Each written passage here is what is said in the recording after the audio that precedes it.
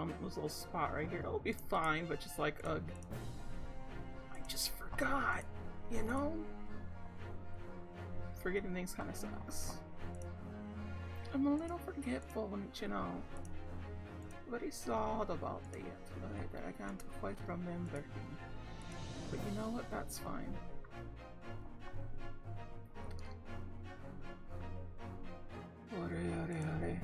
Why is it refresh chat? What are you doing? That was weird. Chat just wasn't showing up for a bit there. Regardless, I think we're doing pretty good here on this whole situation. I'm just kind of like looking at my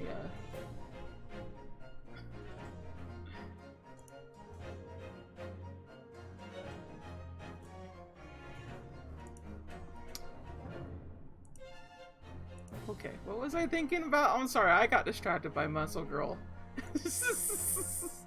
Literally, it showed up and I was like, yeah, This is great. I love Muscle Girls way too much. Give me a girl that can lift me like fuck. Oh, jeez Louise. Is this a little too horny to start right away? Just a little? Mayhaps it be, but it be that way sometimes. Still, we just got done in Ace Attorney where we had to do a lot of investigating, and this is the first Ace Attorney game I've seen that actually does all investigating and then all the trial. So this is going to be interesting because we're not going to beat it today, obviously. I feel like we're not going to beat it until Thursday. Considering everything, but we'll get as far as we can. We might get past to 1 or 2, but as soon as that to be continued thing shows up and it hits hour 2, we're just stopping. It just don't matter at that point, because I have stuff to do, and it's like I could just do that stuff, and like those are like the best parts to stop at, you know. And it's kind of like I don't like not doing that, you know what I'm saying? Like I really like stopping at those moments. They're really nice to stop at. Suffice to say though, I think I come to a consensus that I probably will stop streaming these types of games, if only for the simple fact that it's just a little too hard for everybody to just kind of like pay attention to it immediately and like kind of go with it, compared to like other games where you can kind of just like burst in. And it requires a lot of voice acting, and I could definitely be better about it, but I don't know. It's definitely one of those things where I would like to do it on stream more, but like at the same time, it's just kind of one of those situations where it's just like, I don't know. Still, I do enjoy this game. I'm having a great time with it. Would I consider it one of the best Ace Attorney games out there? Well, it's better than Apollo Justice and Justice for All. I would definitely say it's better than the first game. Yep, definitely say that for sure. But the third game, the fifth game, and the sixth game, I don't know about that. Those are all pretty high tier to me, to be honest. So right now, kind of smack dab in the middle. You know what I'm saying? So let's do this. More of episode 5, the unspeakable story. When I awoke the following morning, Sasata-san was already gone. Outside the window, the rain came down in sheets. So it began an even longer day than the last. One that I'll remember for the rest of my days. Well, 17th April, 9:32 a.m. The Old Bailey Defense's antechamber. Good morning, Gina. Determined to prove your innocence today. I'm sure we could do it. So where's your friend then? Sorry? You know, in the fancy dress. Susato, or however you say it. I don't know. Oh, Mr. Sato, I had to leave early this morning. She was already gone by the time I woke up. You're alright with that, are you? Get about me if you like. Go and see her off. It's fine. It's not as though Mrs. Sato and I won't meet again one day. Even so. But you, Gina, you only get one chance. This trial today is all we have. This is Iris. Yay! It's Iris and the kitty! Oh my god! It's the little kitty! How you feeling, Genny? Did you manage to sleep? Iris, what are you doing here? What do you mean? When a friend is in need, we show our support. Isn't that right, Waggy? Oh. Ah, Waggy! Great way to show your support, kitty. Have a nose around. What could it do? Oh, that reminds me. I brought a paper on the way here. Now, would you like the good news or the bad news? What do you say, Runa? Genny? Well, I think I'd rather get the bad news out of the way first. No, always take the good news first. You might not live to hear the bad. Yes, that question always gives away people's personalities. Let's not go there. Alright then, I'll give you the bad news first. A record amount of rain has fallen this morning and carriages all over the capital are struggling to move. Huh? The bad news was a weather report? So I hope that Susie made her train to Dover and that the train isn't delayed on its way to the port. Gosh, yes. Alright then, so what's the good news? Well, the rain is forecast to subside this afternoon. So even if the train is delayed, it should be able to make up the time later.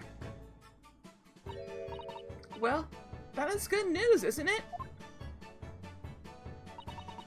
Couldn't give a monkeys, really. If only all good news canceled out the bad. And look, this trial made the headlines too. Pawnbroker perishes in pick-purse plunder. See? How do you like that? Let me say what they want. See if I care. Can't, because you're covering your face. Don't worry, Runa. We'll soon show everyone that this headline is nonsense. It will? And then in tomorrow's papers, the headline will be Discharged Diver is Dauntless Do-Gooder. Is that right, Runa? Oh, yes. Let's hope so. Of course they will. I have absolute faith in you. How was that? I was trying to sound like Susie. Did it work, did it? It's like she was still here. Okay. I like how there was still something added at the last minute. Good luck then, Runa. I'll do what I can. Huh? Obviously, I don't know the law like Susie does, but still. I'll be at your side the whole time, giving you more support and encouragement. I'm not sure that big thing is as comforting as you think it is, to be honest, but... Thank you, Iris. That's very kind of you. Oh yeah, Iris. Yes, Genny?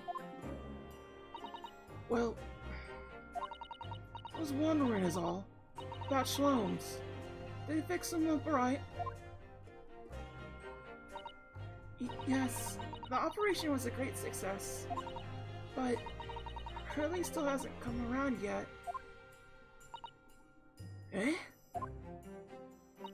I've asked a friend of mine in Scotland Yard to send a telegram as soon as he wakes up. Sir Grayson will let us know the moment there's news. Alright. This is how the sound and no Mr. Shlomes. It's all down to me today. Prove that Gina is innocent of this crime. Miss Gina Lestrade! Counsel for the defense! The trial's about to begin! Please make your way into the courtroom! It's time then. Yes, let's go, Gina. Iris? Lead the way, Bruno.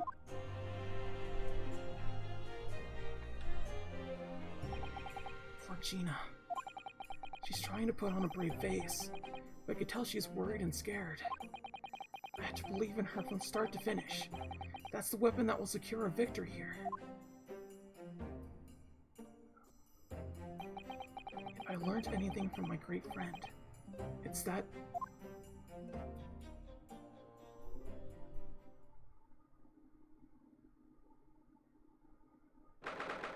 17th April, 10 a.m. The Old Bailey courtroom.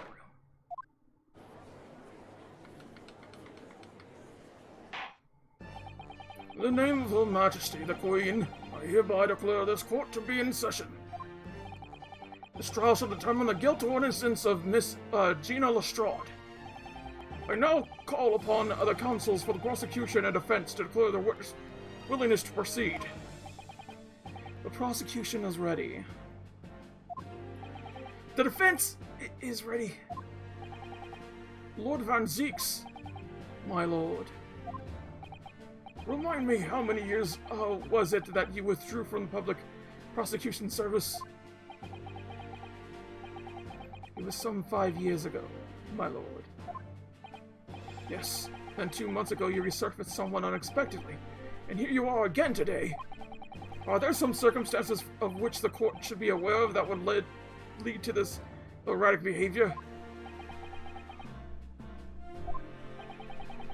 In what one might describe as your former life 5 years ago, you dealt exclusively in matters concerned with the highest echelons of society and government. Really? But today you choose to try a simple case of burglary and murder. I confess I find it more than a little befuddling, counsel. There are 2 types of person I cannot abide. Firstly, those wealthy scoundrels who hide behind a mask of philanthropy to cheat the public at large. He means Mr. McGlynn, who you defended against the Reaper 2 months ago. Yes, I just about managed to work that out, thank you.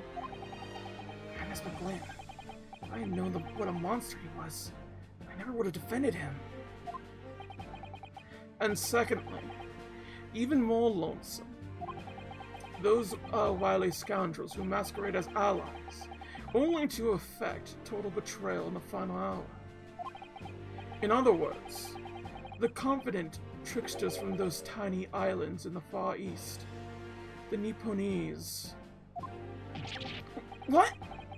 Did you really just say that? It means you now, Reno.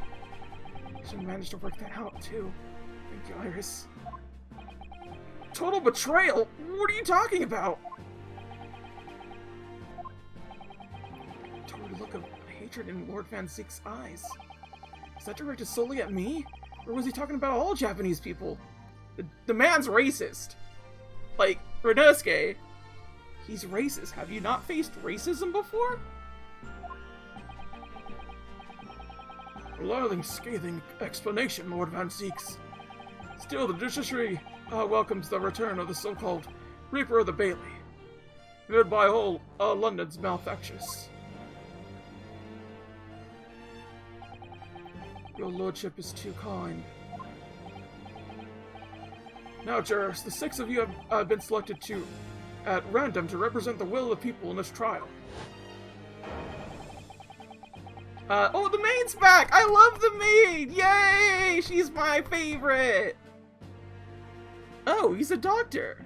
And there's just one random dude. Okay. Yeah, 2 of them seem to be new. Are ready to hear the evidence placed before you and determine the guilt or innocence of the defendant. Former lieutenant in the British Army here. Don't you know, chaps like me were born already. Clean crockery, clean cutlery, and a clean consciousness. His lordship's motto is very appropriate here, I think. Everything will see stereoscopic in the future. Absolutely. Absolutely everything. And I'm ready for it. I don't understand it. I can't have left it in there. It's not possible. But could I have? Women indispensable in society. Stop. female-centric future awaits. Stop. Mouse. It's a mouse. Good day. I am wishing London for sightseeing. I would like to take bus to Crystal Tower, please. They just got some dude off the street. Some dude off the street just like walked in, and they were like, "Oh, this must be the 6th juror." Something wrong, Runa? Not exactly. It's just fairly sure I recognize these jurors. Almost all of them, in fact. Really? I don't recognize 2 of them. Really? Funny coincidences like that do happen from time to time, don't they? But it is quite strange. The jurors are chosen at random from London's 6 million inhabitants, you know? So I've been led to believe. Something tells me I'm being duped. Very well, now, Lord Van Zeeks. Court calls upon the prosecution to introduce the facts of the cases. As you wish, my lord. Allow me to begin with a word of warning to the ladies and gentlemen of the jury. In short, there has never been a more self-evident case of cold-blooded murder. The victim, Mr. Pop Windybank, proprietor of the pawn shop on Baker Street, was shot from behind and died instantly. The prosecution presents this photograph print of the crime scene. As the court will observe, there is a single bullet wound just below the gentleman's left shoulder. That would suggest that the bullet pierced the man's heart, resulting in near-instant death. Moving on to the findings of Scotland Yard's coroner. His report states the bullet entered the body of a rising diagonal trajectory. And what's that supposed to tell us? It means the victim was likely shot by someone significantly shorter in height than himself. Someone like the accused, you might say. Oh. The prosecution wishes to present the autopsy report and crime scene photograph as evidence, my lord. Indeed. The court accepts. Hand them to the bailiff, please.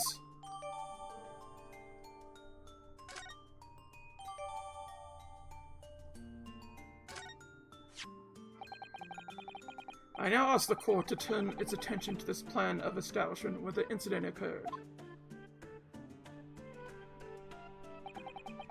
The proprietor was found on the storeroom where he kept articles pawned to him. A windowless room from a single point of entry, a door to the main shop that was found locked. In this sealed chamber, there were only 2 persons present. The victim, Mr. Windybank, and the accused.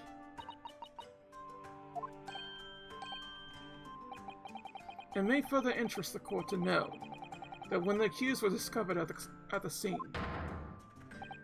she had in her hand the gun used to fire the fatal bullet.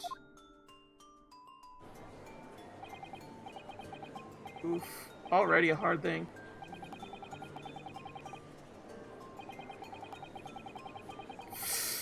Everyone don't like us. People don't like us. Objection! We can't jump to conclusions here. We mustn't assume her guilt because of what she has to do to survive.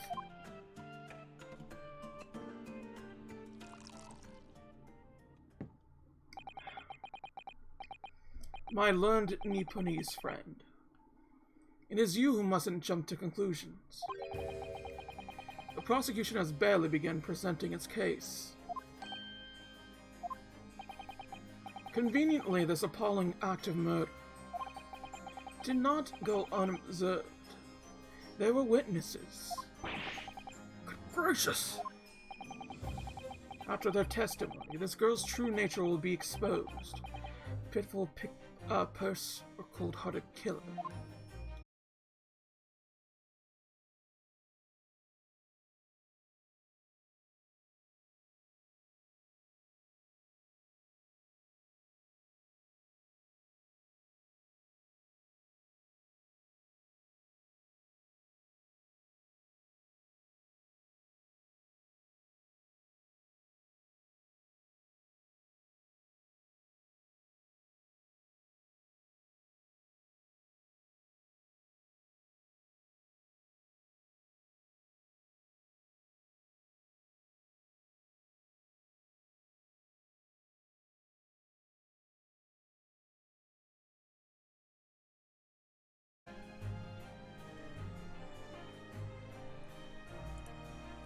Okay, there we go. We're back.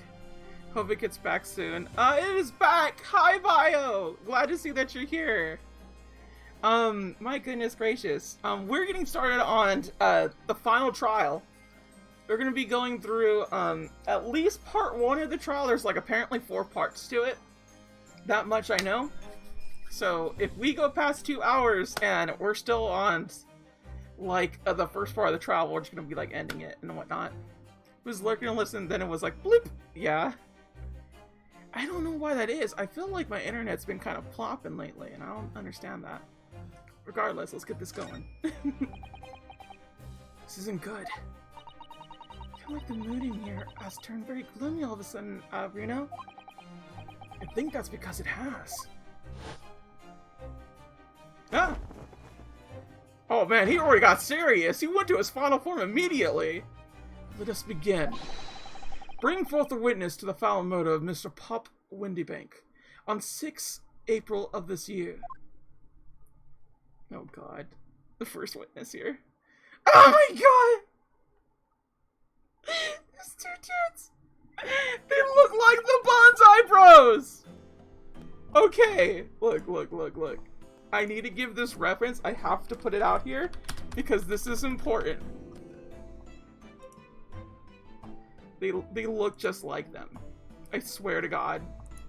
Is this a Bonsai Bro reference? Oh my god, I hate when that happens. Please just... God, I hate webs. I hate webs so much. Fuck webs. Seriously. I cannot express how much webs suck. Okay. I need to put this out here right now. Boop. Hopefully it lets me have it. Looks like it does. Done. Yes. Eh? There it is. It's super huge. It is them. Behold! The Bonsai Bros! It's seriously them! They're here. Witness, state your name and occupations for the court. Name's Nash Skullskin. Occupation is, baddie. Professional baddie. Name's Ringo Schoolin. Occupation's, the same as him. Tobias, Grayson. Scotland Yard Inspector. That's right. Well, what are they called? They're Scolvin brothers.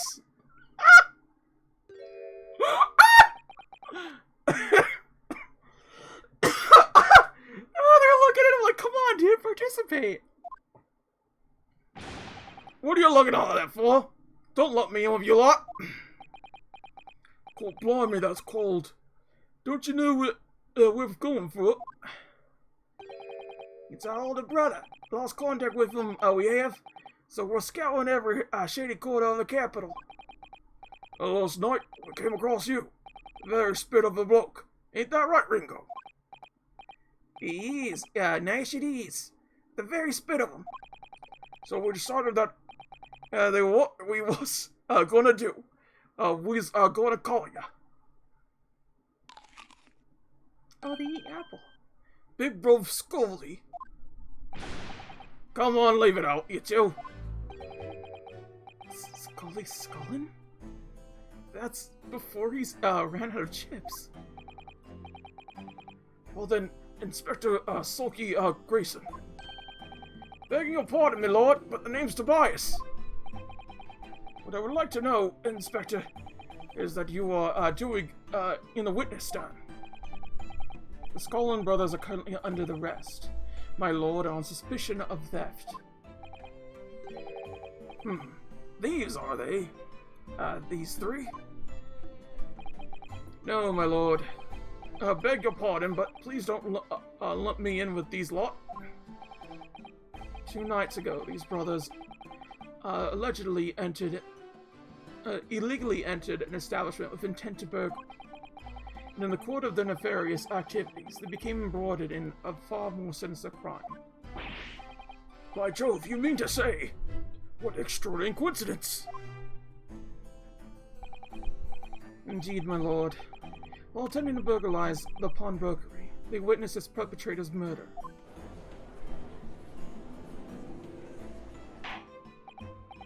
Order, order! The vast trespasses of these brothers is not the subject of today's proceedings, though they will naturally face trial in the very near future. With your lordship's permission, I'd like to remain in the stand to keep these gents of the straight and narrow. Of course, Inspector. Spectacle, what? Spectacle, skeptical. Skeptical. Man, I'm bad at words. Skeptical as I am about the caliber of these witnesses, I will permit them to take the stand. Mr. and Mr. Skolin, you will now testify before the court. Describe the events of the night in question, and what exactly you saw. Happy to! 'Cause a Skolin's never Skolin. Ah! Get out of here. I love how they look at him. It's the best to be like, fucking yes. Illegal entry. We was walking down Baker Street in the small hours, and the gaff's door was ajar, you see? It was like some kind of sign, begging us to go in, it was. Well, once we got inside, caught blimey, lummy, we heard a gunshot from the back room. We went to see, the door was, locked from the inside. We never done nothing, Governor. We never took nothing. We just left that, nice and, quiet.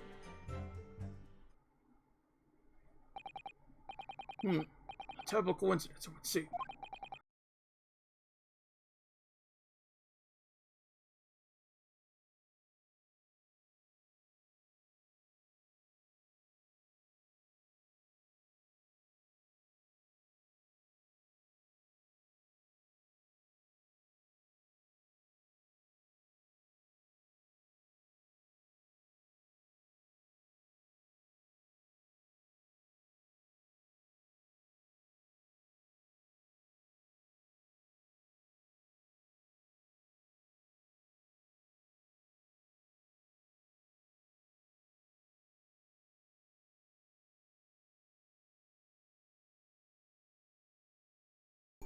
Ah, there you are, back again, my goodness.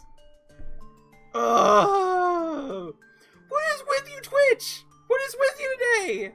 Why don't you want to be, like connected proper? Eh? I want this trial, like, nice and smooth. And you're not doing it. You're not doing it. What's with that? Okay. Well, at least notable that it's at least connecting back again. Yeah, Twitch is being a bitch. You're right about that, Bio. Is it doing it to you? Because I don't recall it doing it to you. And then again, you're probably on a different server than I am. So that's fair. God, it's hot. It's not as hot as yesterday. God, yesterday was so hot. Jeez Louise, was yesterday hot. I felt like I was getting a cold too, which scared me, but I'm good, thankfully. Okay, back to their little testimony. The door providing access to the storeroom for the main shop was indeed locked from the inside, and within only the victim and the accused were found. I must say, it does appear to be an overwhelmingly simple case. Also, hey Rar, how you doing? I forgot to mention hey. It's nice to see you here too. So the defense may cross-examine the witness now, of course. Counsel, if you please. Counsel? Yes. I'm tired, I cooked. Yo, you cooked today? Oh my god, Rar, that's fantastic. The bimbo training begins! Bimbo wife, bimbo wife, bimbo wife! I'm just saying, you know, those are goals to me, being a bimbo wife. Just saying. What's the matter, Reno? Sorry, I'm just stunned into silence for a minute by the blatant lies being told by the pair of the stand. I know that's all nonsense because I saw it with my own eyes. You like your brain? No.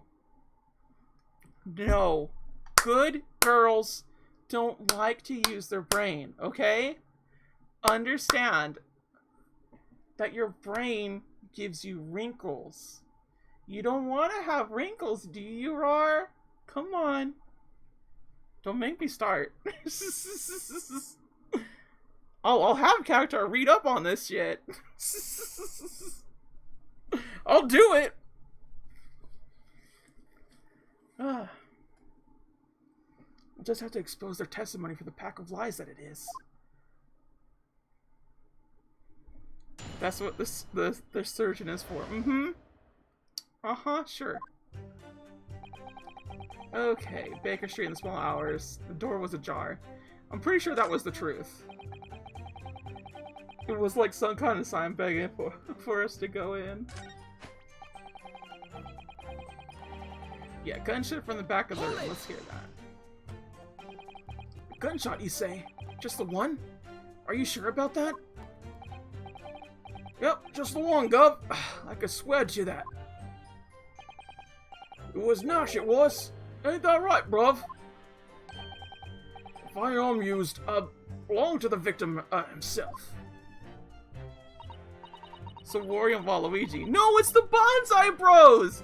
Do you not see it right there? I even give a reference. They are the Bonsai Brothers. Fucking Sega-ass reference, baby. Guess Mr. Wendybank always used to leave his gun lying around on the corner. On the counter. Look. Right, I remember. When we examined it, we found the revolver was completely out of rounds. That makes sense. Mr. Wendybank always used to say that he only ever kept a single bullet loaded. That's true. I remember him saying that as well. So we can say with considerable certainty that only a single round was discharged from a firearm used as a murder weapon. Yes, my lord, we can. I should remind the court. The firearm in question was discovered in the hand of the accused. Wonderful.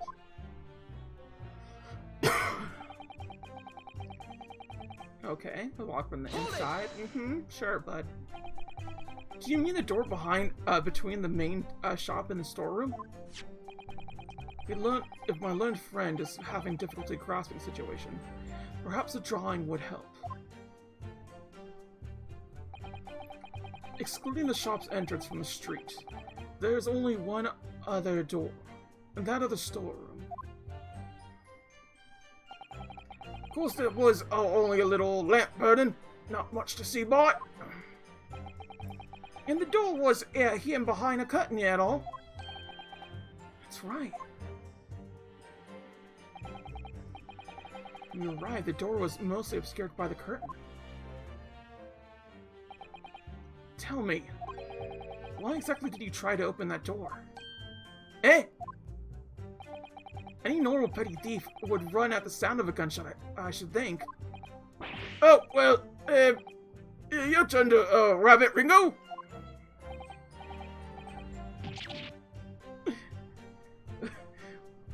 Well, Nish, well, I suppose you'd have to say we ain't normal, eh? Broadly speaking, humans respond in one of two ways, hearing a gunshot or scream. The timid flee, gripped by fear, while the courageous investigate to see if they might help. There's two more, actually. There's also freeze, and there's fawn. And you can't exactly fawn over the action, but you can freeze and not do anything. I am part of the freeze selection.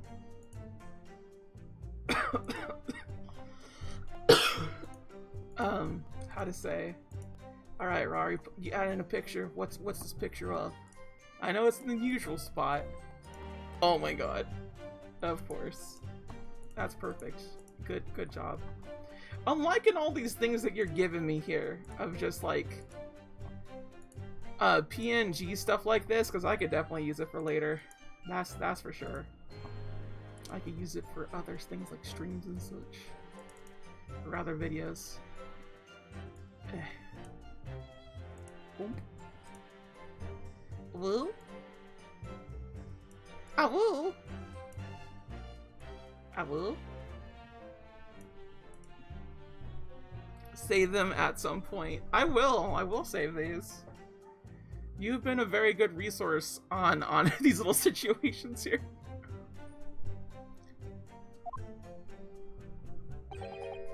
These gentlemen are of the latter inclination. My learned Nipponese friend. It would seem is of the former. Alright, I just proved that I was a coward that night. Thank you, consuls. So I believe we all understand the door was locked and could not be opened. Proceed, witness. You never done nothing. You never done nothing. You didn't do or take anything? Is that your story? Well, it was bedlam soon as when it was, Nash. It was.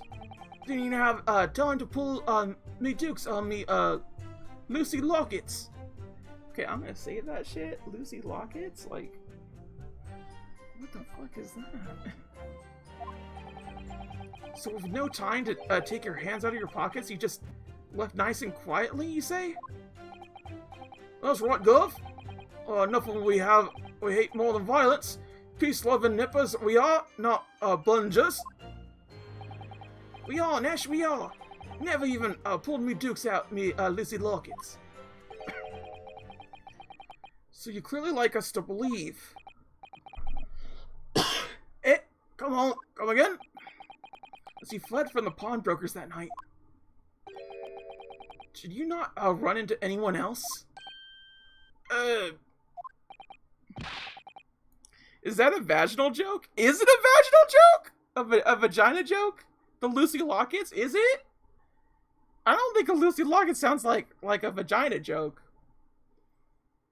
Just wait until I find the font, and then you'll do it. Mm-hmm. And did you not fire a gun at that person? Lucy Locket, yeah. Saints alive! They fired a gun, you say? Blimey, Gov! You ain't telling us it was you in the doorway? It was. Why, the bleeding Nora. Didn't you mention that before? You were armed with a gun. And as you fled the scene, you fired that gun. At London's greatest detective, Herlock Sholmes. Yep. They shot him alright. He's on a box! He's not sure that he's on a box! Look at him! He's on a box! The night in question, this pair were arrested by the police within minutes of the discovery of the crime scene. The suspicion, continence, rapidly gave them away.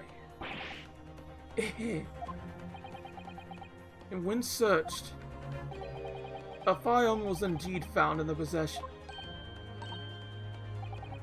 Furthermore, the barrel shows signs of a shot having been fired from it. The prosecution invites his lordship to examine the firearm recovered from these brothers. They're brothers! They're the Bonsai Bros! It's a reference. Yes, indeed. Remnants of powder around the muzzle, as you say, Consul. The court will now hold this weapon as evidence.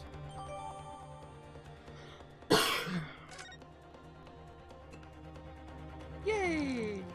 For wine. Now, my learned Nipponese friend. Yes? Here's to successfully presenting the evidence. For yes, there are the telltale signs of spent powder on this gun. A single bullet missing from the cylinder. But the prosecution demands evidence that it was fired at the scene of the crime under scrutiny in this trial. Objection! Well, I don't need evidence! Because I was there! Objection! However, the rest of us in this courtroom were not. The defense fails to provide evidence in support of its rash claim. We shall have no choice but to toast your incompetence and move on. Evidence that these two fired that gun before they left Winniebanks that night. Court demands that all claims are affirmed with clear proof. Okay, I know what the evidence is. I knows it. Or at least I did knows it.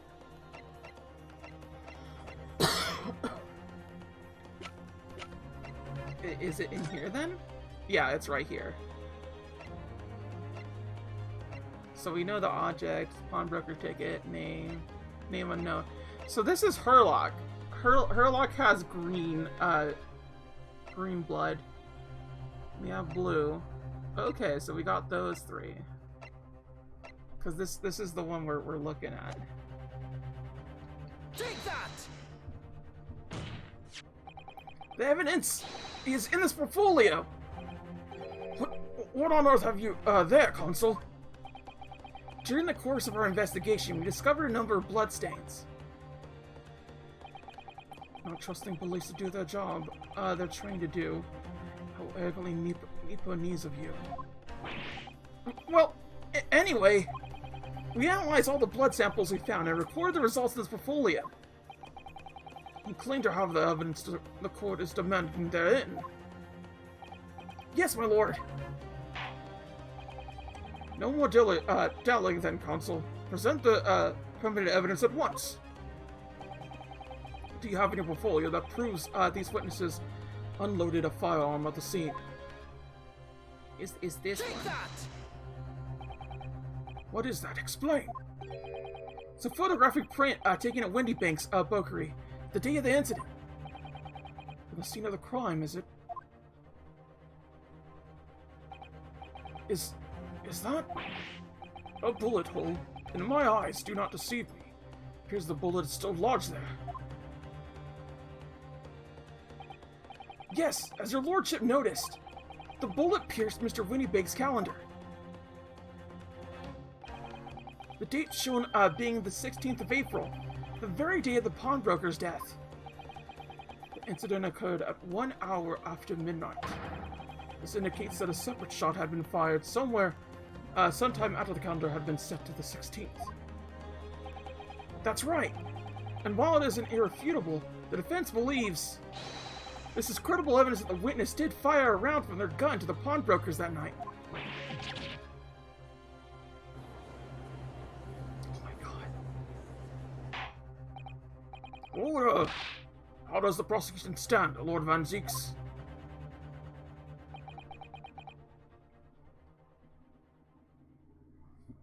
He's enjoying his water. Or rather, his wine.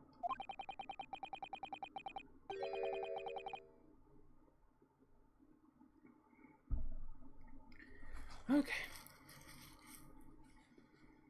That is the direction my learned friend wishes to take. The prosecution has no objections.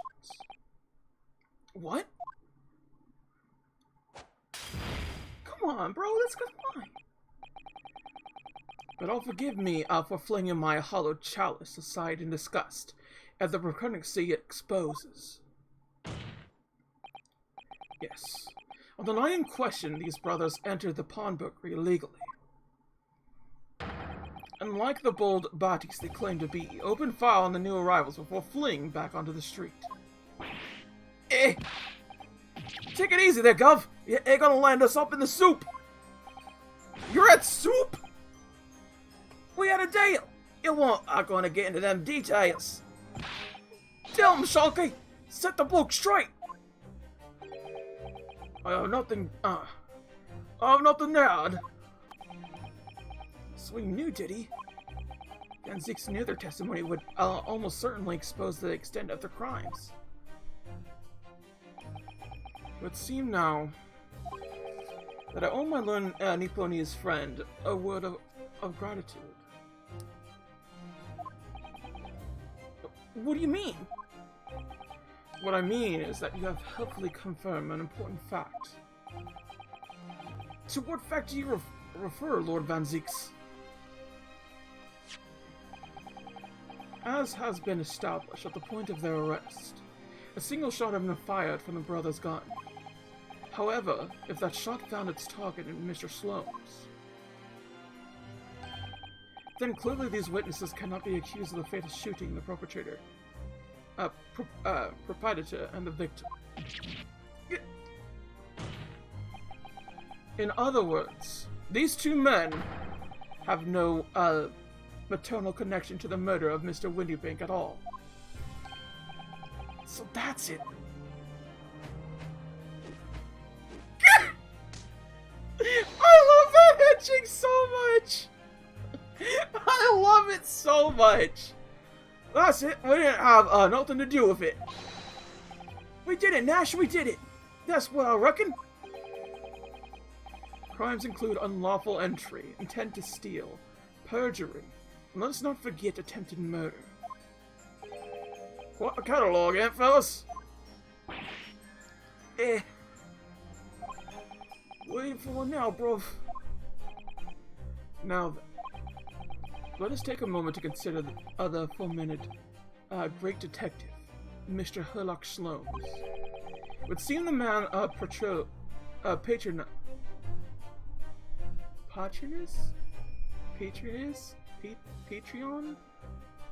patronus?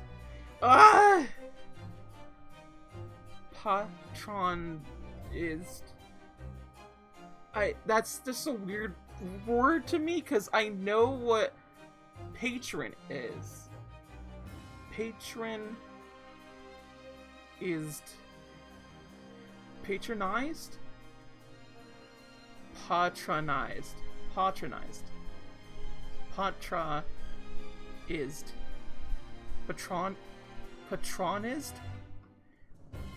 Patronized? That doesn't feel like a word bio. Patronize. Thank you. God. Bio, you really do help with a lot of these pronouncings. I can't. I'm not good at pronouncing. I'm just not. Thank you, Rob, for also helping. Patronized the pawnbrokers in question somewhat regularly. Where's he going with this? Mr. Sholmes appears to take a pleasure in tinkering with eccentric machinery. I'm okay at reading. It's not me. This is eccentric, says who? Not me. Don't give me that look. Installed a pair of machines like this one in the victim's shop. Oh! That's one of Hurley's red-handed recorders! What is that, Counsel? It has the appearance of a photographic contraption. So your lordship has surmised. It is indeed a camera attached to a small timing device. Every half an hour, it automatically photographs the interior of the establishment. The idea being that if a thief were to break into the shop, he would be caught red-handed. Prosecution has obtained the photographs taken by the device the night in question.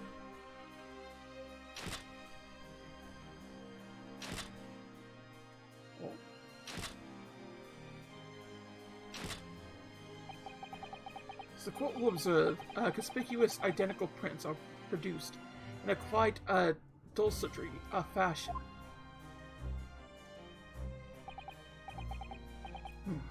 Rather prodigal? Rather prodigal? I honestly just want to know what that word means. Prodigal. Prodigal. Spending money or resources freely and recklessly. Wastefully extravagant. Having or giving something on a lavish scale. Prodigal. Yeah, prodigal. That's a really cool word. I want to start using that. Shoot, word of the day, everybody. Prodigal. In fact, there are 2 such devices in the victim's shop, my lord. I may refer the court to the plan of the premise the respective positions are in. Are here and here. See, these cameras produce a print every half hour. I'm afraid I fail to see. How that would help if the anticipated, thief conducted his activities in one of the many 30-minute intervals. One can only pray that would be, criminal lingas, my lord.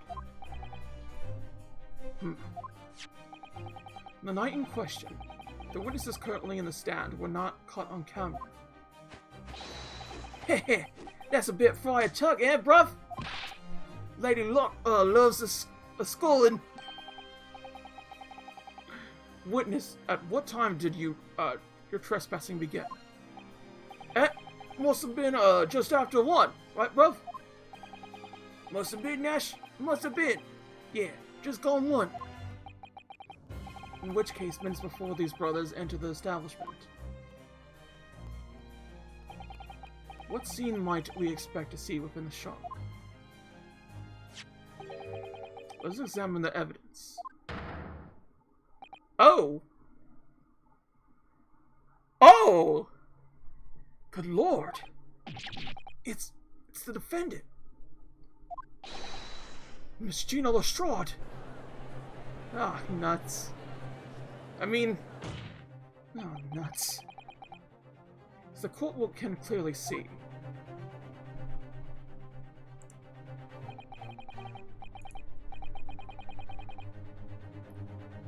I have no idea who this person is. Who is this person?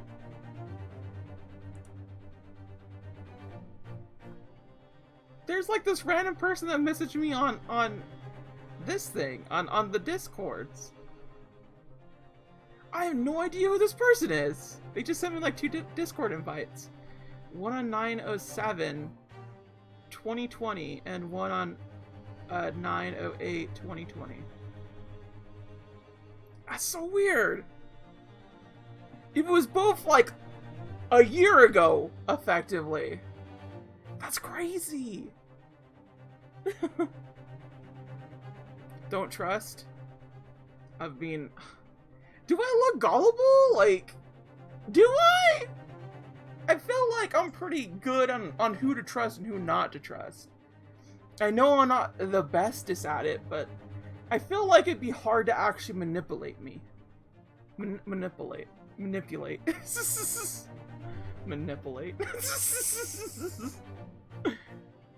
The accused is pictured, a gun in hand, facing the victim over the shop counter.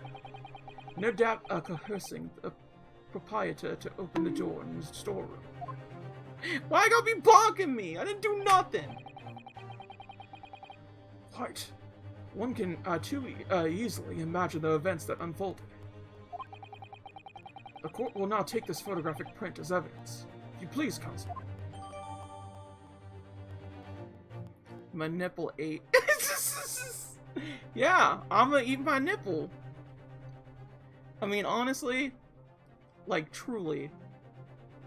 Nipples? Nipples, like... just like a mama used to make.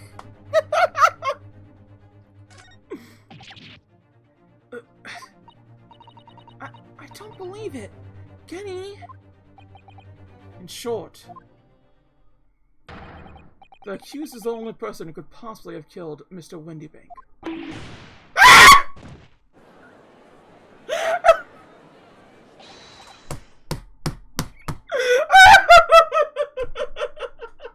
Perfect timing!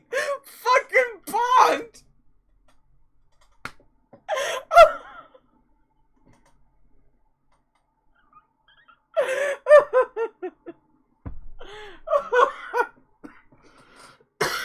I'm dying. That timing was so good. I fucking clip that, someone Rar says, knowing that they could clip it. Rar, you could clip things. You have the ability to.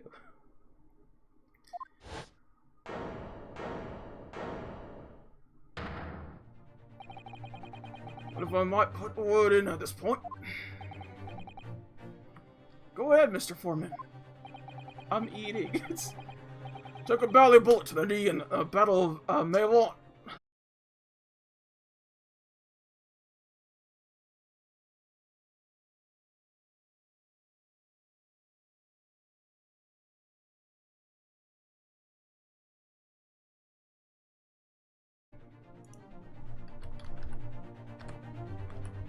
Like, again? Again? Again? Oh my god. This is too much.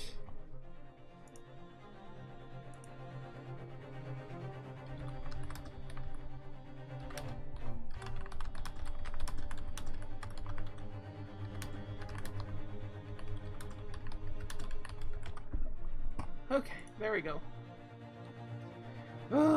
Alright, we're done here. That lady, she keeps scrubbing. Here I am now, leading the small squadron. 6 men, all good and true. And we'll all go down together. You mark my words? All for, one for all, and all for one.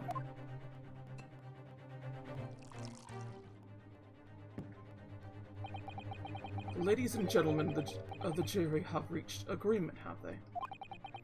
Is that what we are to understand? Well, Mr. Foreman, is that correct? In a matter of speaking, yes. This is the Garmin, squadron's position, sir. What? No! It's too soon to make a judgment here.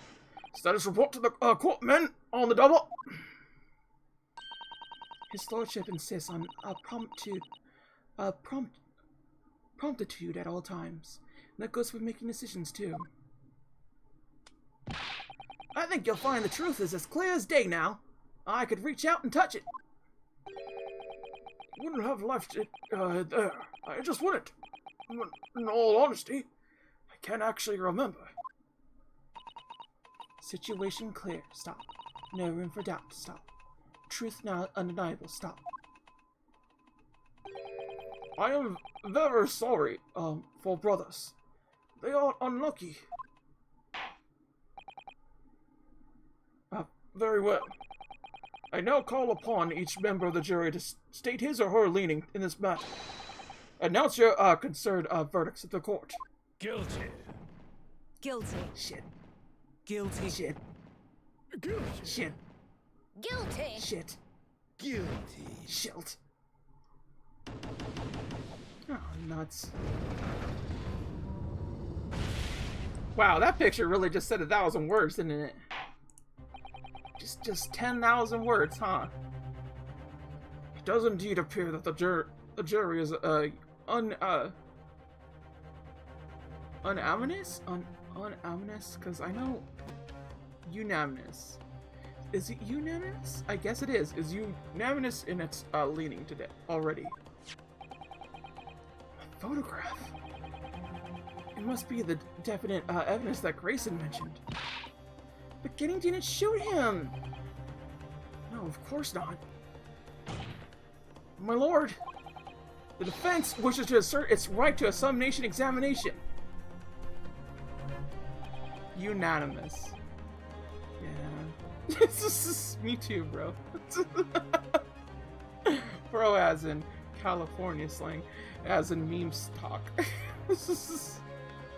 Well, the court, grants permission. So you refuse to admit defeat again. How unsurprising. We shall proceed immediately with the summation examination. Bro as in character speak. Yeah. Mr. Foreman, are all members of the jury ready? Absolutely. Yes, sir. Always ready for action, my chaps. Very good. Ladies and gentlemen of the jury. You will each explain on what grounds you have determined the defendant to be guilty.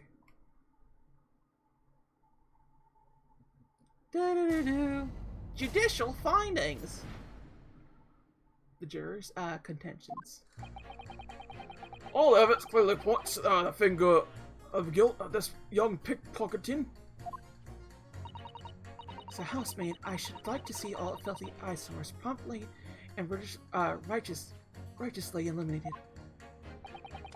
I think you'll find that if you look at that photograph in stereo, the truth will just pop out.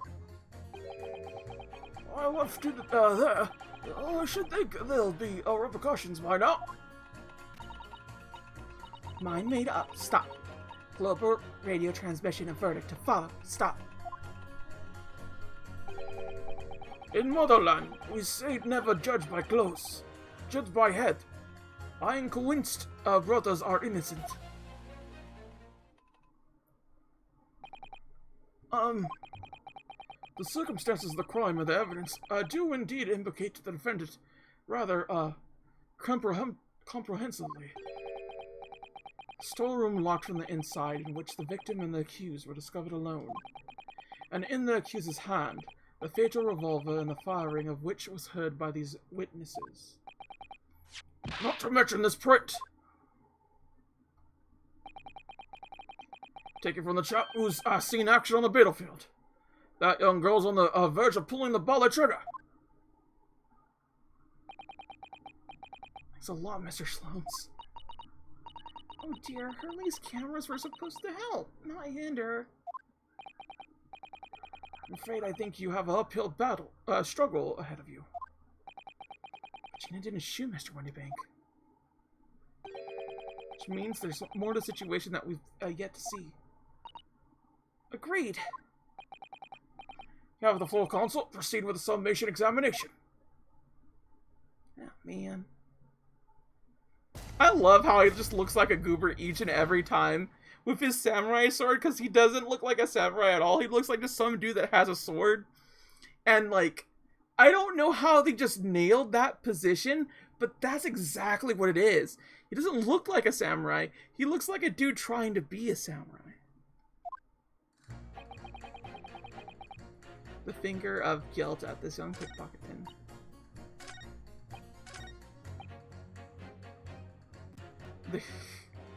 Okay, let's press this, because this is nothing. What exactly have you been muttering about all this time, sir? Looks like a otaku high school student. Yes! He looks like fucking Ben Shapiro! With his, like, little stance and everything! Like he's trying to be good! That's what it looks like! Keep talking about having left something somewhere or something like that. Oh, sorry. As you could probably tell, I'm a surgeon. A surgeon? Totally passed me by.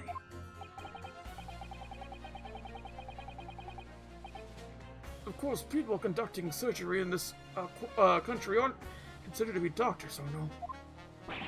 Even though me and my kind are at the forefront of medical science, the real brains in the field. So what is that you think you've left behind? Oh, well, that's a little embarrassing, to be honest. You see, I was operating on someone yesterday. Standard thing, went in through the abdomen. When we'd finished the procedure, I couldn't find my scalpel anywhere. What? Did he? Surely not. Exactly, surely not. You say to yourself, don't you? Worrying, isn't it? That's what's been troubling me this whole time. Could I really have left my scalpel inside the fellow's belly? No, of course I wouldn't. So, there you have it. Like I said, a little embarrassing, really. That's one way of putting it. The other is manslaughter. It's exactly my concern, and seeing as this case appears to be all but sewn up, I need to focus on trying to remember exactly what I've sewed up elsewhere. Now, I'm sure I made sure so everything was back at it should be. Well, as sure as you could be without being sure. I'm sure you need to be more sure. That gave me nothing.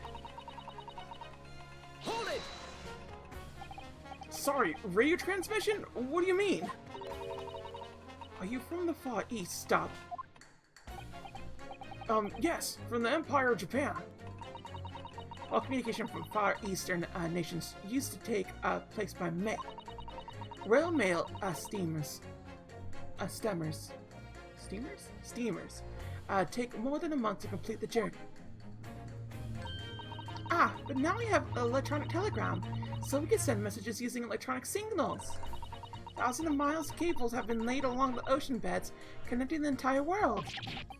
Thousands of miles of cable? On the ocean bed?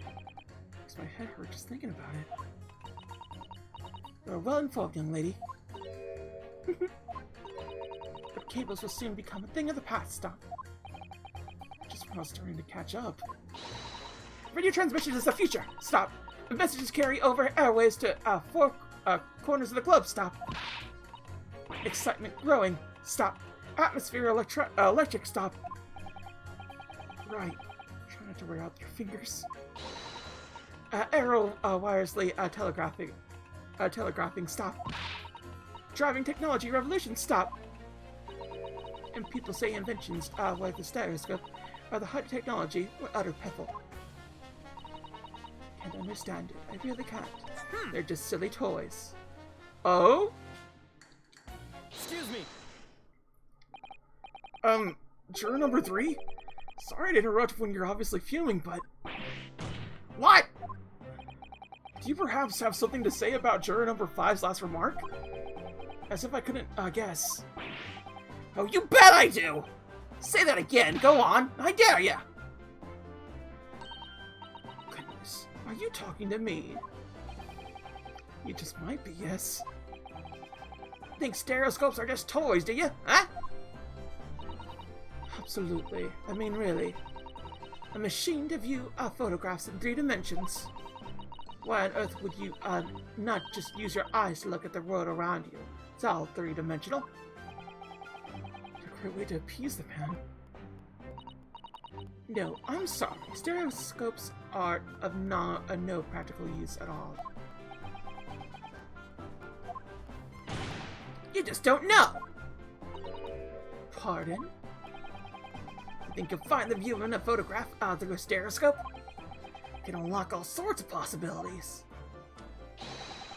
I'm obviously going to have to demonstrate. What sort of possibilities? We'll take a crime scene, for example. You have a pair of photographs from the crime scene that you view through a stereoscope. It could reveal hidden clues you never even noticed before. What? Have you got any, Runo? Any prints we could look at with the stereoscope? I'm pretty sure we should. Can we use this?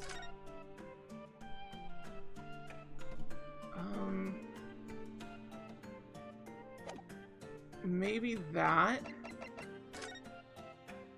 I don't think this would do it. I know we do, but there's several photos here that could be a thing.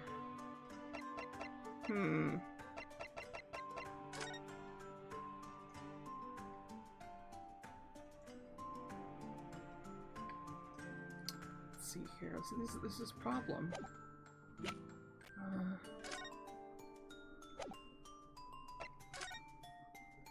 Okay, nothing there. This wouldn't do it. I think it's this, though. I think this is the one that we got to do. Absolutely. How about this print here? It should do the trick, I think. Take that! No, that wasn't it. Are you saying you can do this with any 2 suitable photographic prints? Of course I can! Very well then, I'd like you to demonstrate... I've lied to you. Just give me one more print and I'll amaze you. I don't have another print. Yeah, there's only the one print. Was it this? Is there another one? We kind of need to get another print out. I think that's what I need to be doing. But why would it, like, let us do that? Take that! Maybe I could just do 2? What do you mean, one more print? Oh dear, oh dear. Don't you have these in the Far East? Don't you know how the stereoscope works? Runo! What? You need 2 photographs of the stereoscope, remember? You know, one for the left eye and one for the right. Oh yes. I remember now. The prints we have from the pawnbroker is just a normal photograph. No, I think you'll find that the clue is in the name. It's a stereoscope, not a monoscope. You always need 2 prints. Thanks for the friendly explanation. Well, if we obtain another print at some point later in the trial, we could always show it to the young man then. You'll find that know-it-all expression is really starting to annoy me. Okay, so we need to actually, like, get another print for him to go about. All we need is another shot from a slightly different location. Ooh! I think we did do it correctly. Can it really show up new clues, though? Don't know unless you try. How about this print here? It should work, I think. Oh.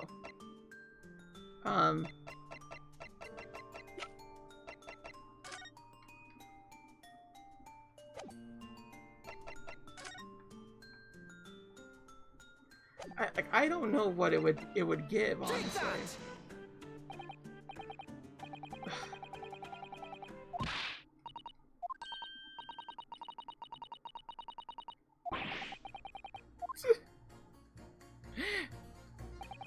Okay, so there's nothing there, nothing there. Oh, dang it, I wanted to actually continue. Can't change the minds of more than half of these 6 jurors. The trial will be over. We know that Genny would never shoot anyone. Yes, so we need to find contradictions in what these jurors are saying, pit them against each other. Must be ready to go to whatever lengths I have to convince them of Jenny's innocence. Oh, Gina's. Gina. I've been saying it wrong the whole time. Jenny. Hold it! You're Mr. Natsumi's landlord, Mr. Gerben, aren't you? We really must stop meeting like this.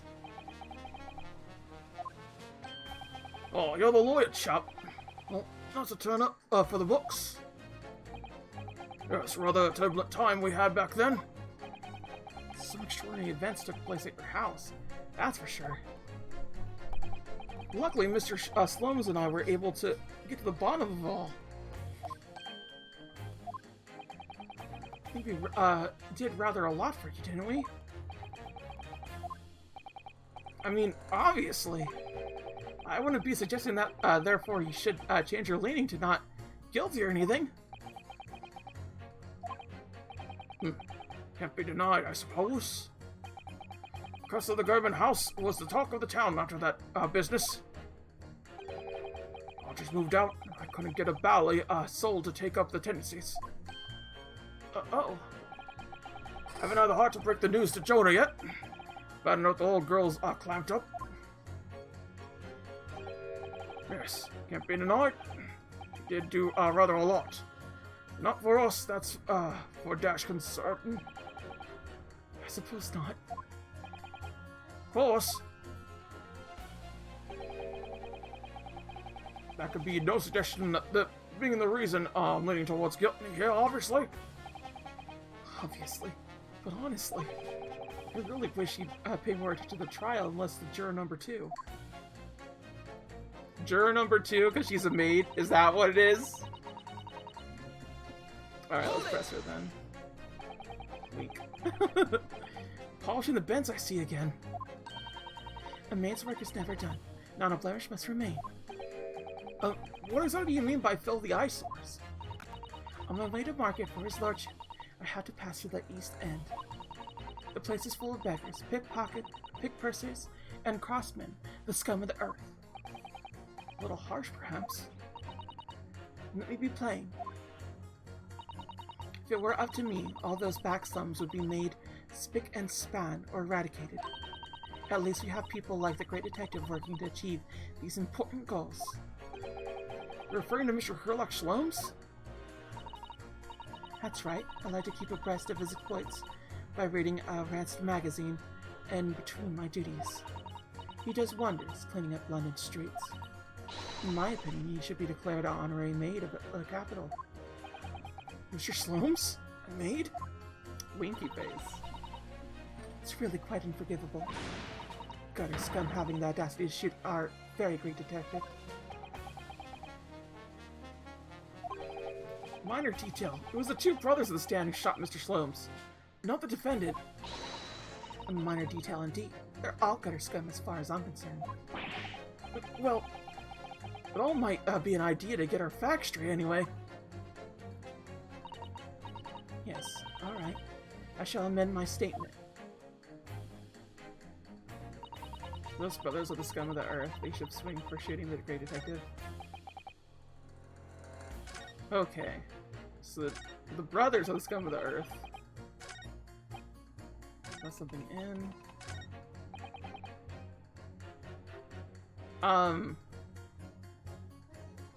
Ooh, this is it right here. We got to pit it. Objection! Those two statements clearly contradict each other. Good lord.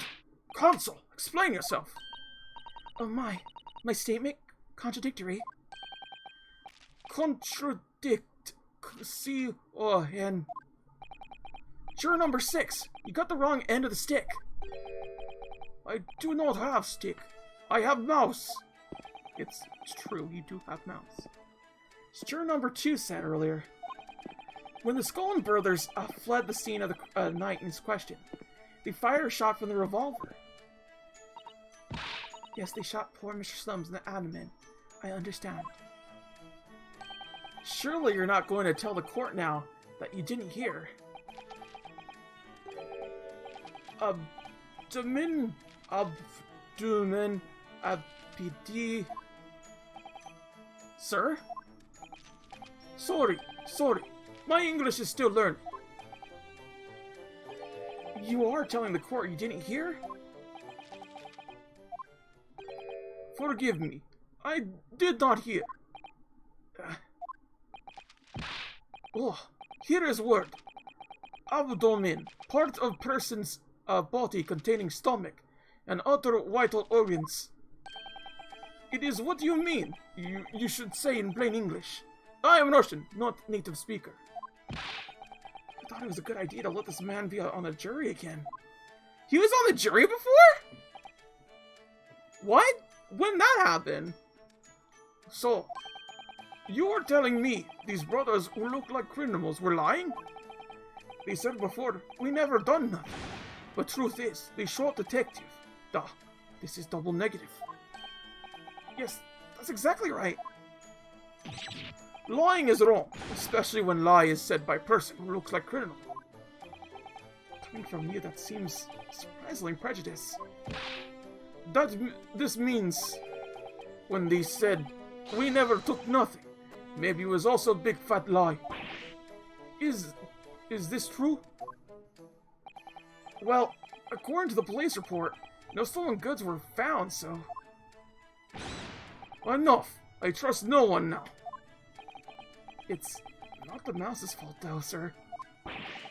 I must see with own eyes. I must, investigate a crime scene myself. Afraid that won't be yes it is, Runo, easily. Sorry? With the prints from Hurley's, right-handed, recorder.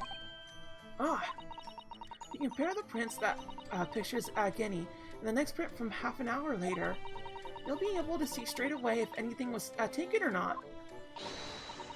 Cooey, Mr. Prosecutor! Calling on the prosecution in the middle of a summation examination of all times. The print showing the accused threatening the victim after she just broke into the shop is this one. Following this, the victim and the accused move into the storeroom. Meanwhile, the Scullin brothers enter the shop and summarily heard the fatal gunshot ring sound. Sadly, none of these events were captured on film. This is the print produced by the camera half an hour later, at the brothers' flight. I see. So this is taken after Hurley was shot then. As far as I could tell, nothing has been taken. It does not seem to be the case. Can't notice anything that's obviously missing in the second print. There's a dog there, I just noticed. There's a picture of a dog. Like, look, watch.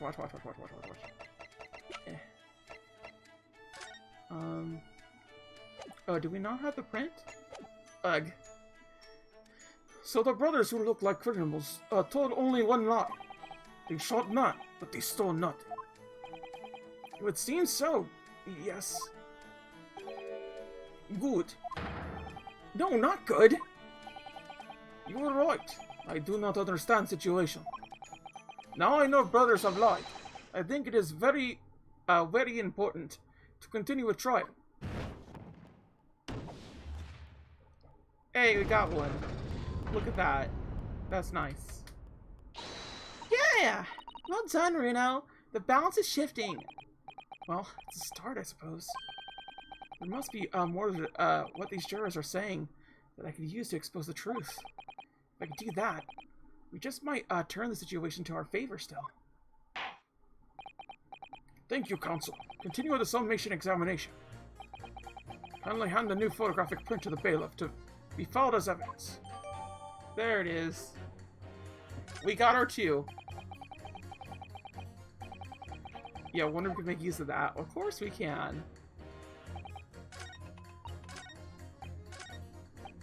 So it's this one right here, but I want you all to look at the dog right here. See, there's dog. That's an actual picture of dog. It's cute. Your head hurts? Run. Aw. I'm sorry to hear that your head hurts when you have a barking dog like that. But thank you for showing up, Bio. It's always a treat to see you here. Like, it really is. So I'll see you later. Hopefully your headache gets better. Hopefully it doesn't turn into a migraine. Or if it's a migraine, hopefully it ends soon. Because I've experienced 1 migraine in my life. And that is more than enough. Whew. Headaches are awful, but migraines, oh my god.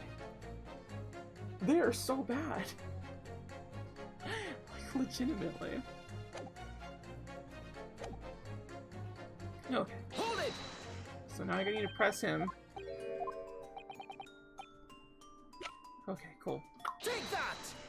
See, yeah, I think I need sleeps. Didn't sleep well because puppy had running into poopies. Oh no, poor puppos. I'm sorry to hear that. Poor little puppo. Are you saying you could do this on any 2 suitable photographic prints? Of course I can. Very well then. I'd like you to demonstrate. You're allotted to you. Just need. Okay, 1 more.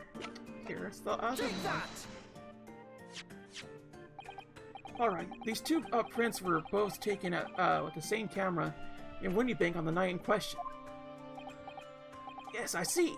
Tell me, Mr. Lawyer. Do you know how stereographic images work? You understand the principle? Well, I think so. I did have a lesson only yesterday. Left and right eye images need to be the same, only with a slight shift in the positions of some objects.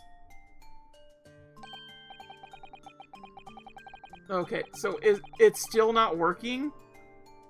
For real? We need another one?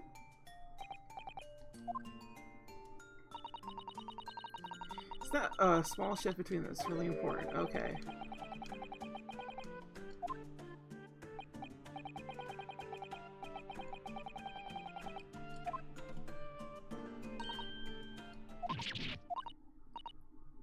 Oh? I think the young girl discovered the secret.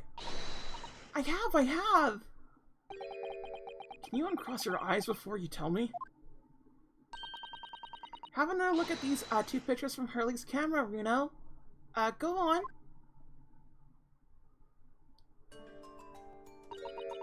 Can you see that there's a really obvious difference between them? Of course there is. There are 2 people in the first and no people in the second. Well, yes, you can see that straight away, but now try looking at the picture in 3 dimensions. All right, I'll give it a go. So to start with, you have to cross your eyes and then try to make 2 pictures overlap exactly. I'm just gonna look, cause like honestly, that's what I do best is just looking in between things. It doesn't look like anything's different. Yeah, straight it does not. Oh, the thing's broken. I see it. See if my crossing eyes, I could make the quill pens from each picture overlap in the middle. Wait. Well, did you manage to see it properly, Ruda? I saw it. Ah! What's going on with these two pictures? Some things on the corner, they sort of jump out on you. Ah! Yes. That's it, you see. That's the other amazing, power of stereoscopes.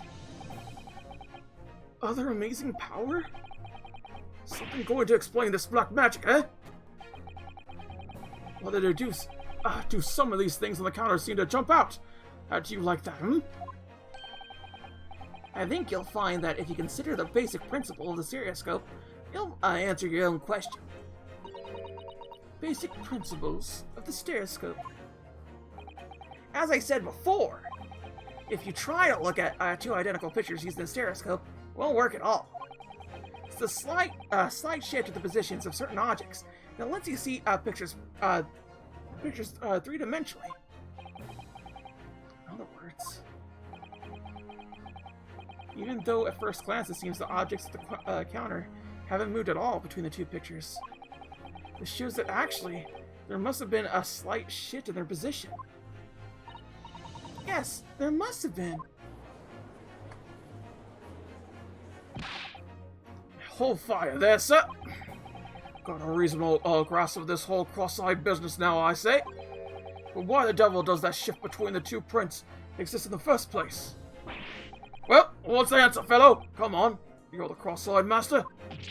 What, me? I have the first idea. You know, Runo, it's quite simple. It is? Just think of it through step by step. The first photograph was taken at 1 a.m. Then, 30 minutes later, the second photograph was taken. But the position of some items on the counter appears to have shifted slightly in the tournament. So that means it's something in the half-hour interval. Someone must have tampered with the things on the counter. Sonkers! Someone tampered? New information, stop. Not mentioned in testimony so far, stop. Yes. I've had to go around in circles a little here, it seems. Starting to see what I should be aiming at in the summation examination now. Ladies and gentlemen, the question now is clear. We know the items on the countertop were moved, but by whom? Are you suggesting you might know? Of course. I can tell you right now who's responsible for the almost imperceptible shift in the items on the counter. It should be these two, but I guess not.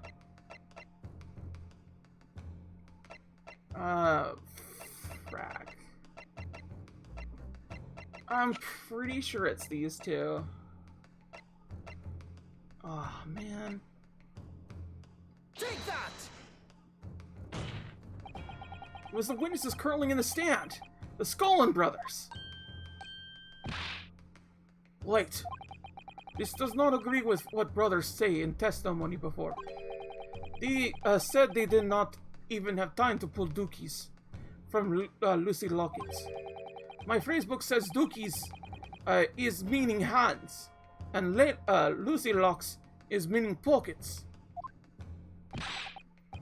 But is this another lie? Is this what you are saying? Yes, I'm afraid so. Hold on there a minute.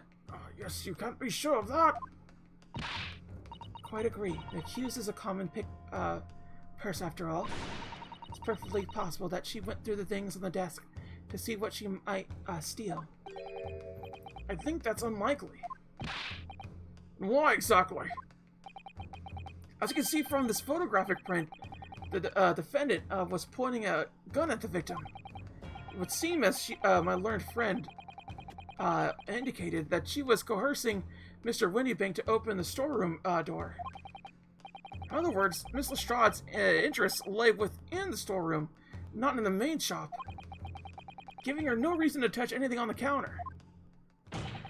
All of which points to one thing.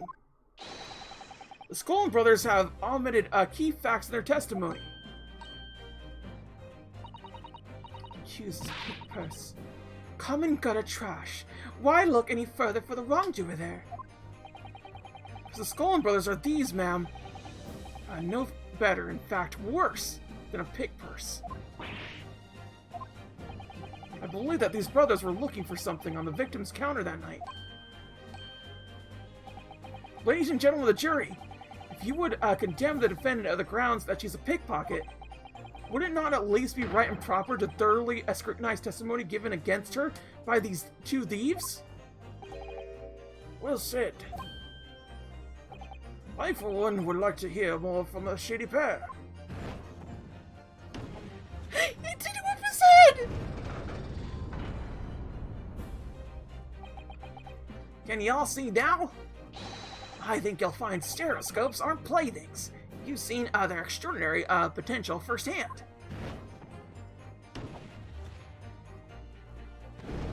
We're at single file, baby. Wholeheartedly agree. Stop. Must purchase after trial. Stop. We'll return home via Vacant Street. Stop. Boop. We did it. We outwitted again. Boop, boop, boop, boop. Well, it seems this trial has yet to run its course. Ladies and gentlemen of the jury have declared the inclinations via the mighty scales of justice. Hereby call the summation examination to conclusion, with the balance altered in the defendant's favor. To lean to guilty, or lean to not guilty. Accordingly, the jury is without consensus. I order this trial to continue. Yay! Well done! Oh, by the way... What? You should hold this, onto this, Reno. You never know when it might come useful. Audacity! Oh, hi, Audacity. How are you doing? I'm glad to see... Oh, why did you bonk me? I don't deserve to be bonked.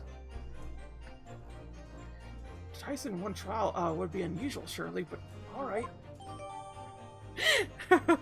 I had to use the stereoscope, I had a nickel for every time I had to use a stereoscope. I would have 2 nickels. Which isn't a lot, but it's funny that I had to do it twice. Lord Van Zeeks, you will instruct the witnesses that the court demands additional testimony from them. I'm sure it won't spoil the banquet to do so, my lord.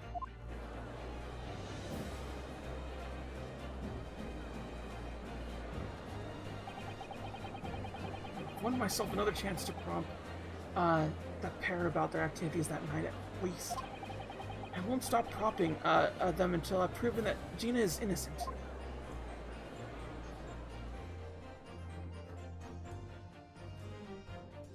To be continued. Oh dang. We're not at the 2-hour mark. We are not.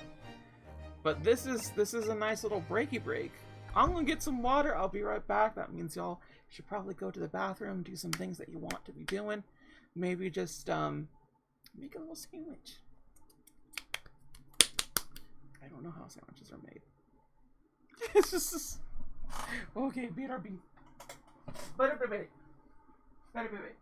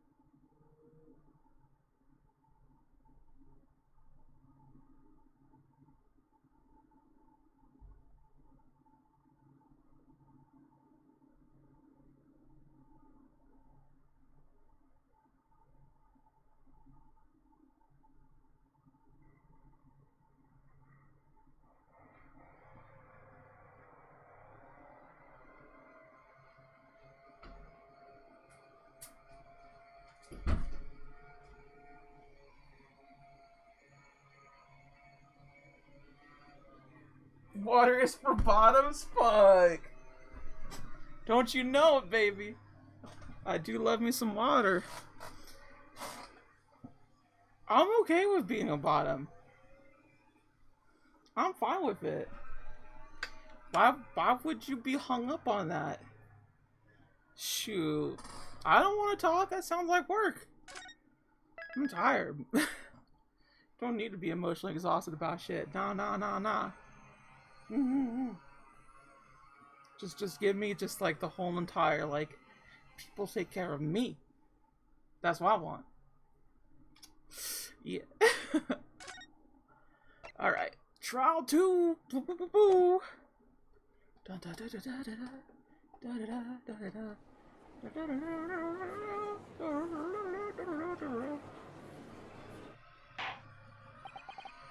Order, please. Let us resume our proceeds.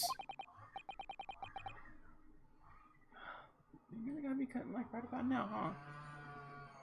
Like for real? Yeah, I'm gonna suffer a bit. Just so it doesn't get it. When you're a Switch, damn. Switches just keep winning, don't they? Ugh. Witness, you will now retake the stand. Oh, they're sweating.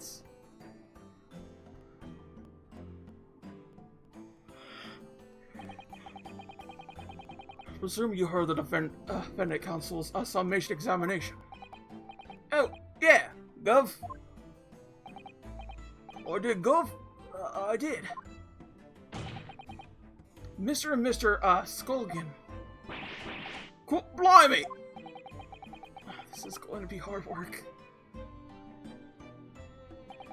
Earlier in this trial, you gave the following testimony about your actions after you entered Windybanks. Well, it was better soon as, what it? It was, Nash, it was. Didn't even have time to pull me dukes out of me loose pockets. However, that was a lie. You brothers. Blimey! The night in question. You rifled through the items of the victim's counter. We never done of the sort. Boy, how do you figure that out?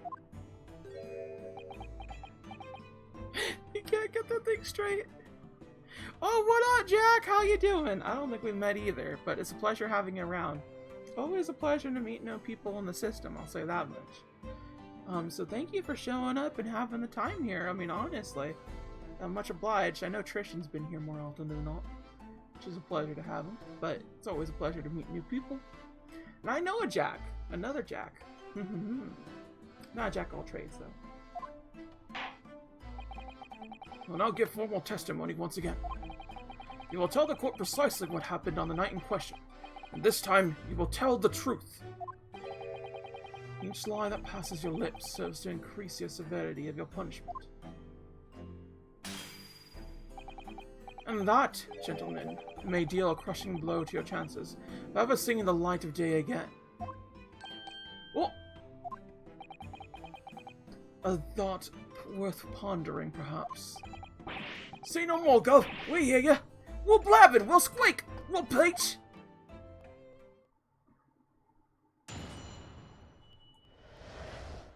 Legal entry. The whole truth. Alright. We did knock a few things over, and we weren't rifling for nothing. It was what we heard the gunshot, see? Made us jump, and all that stuff went flying. No, mate. It didn't give me a fright. We was thinking the shooter come out the door and get us next. He stuck everything back where we found it and scampered straight into arm in the black.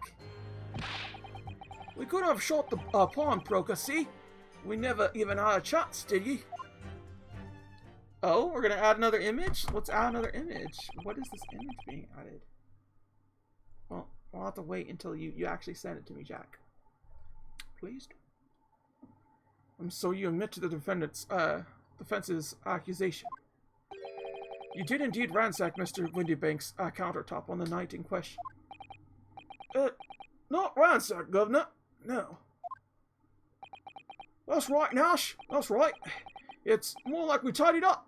Yeah. Sorry.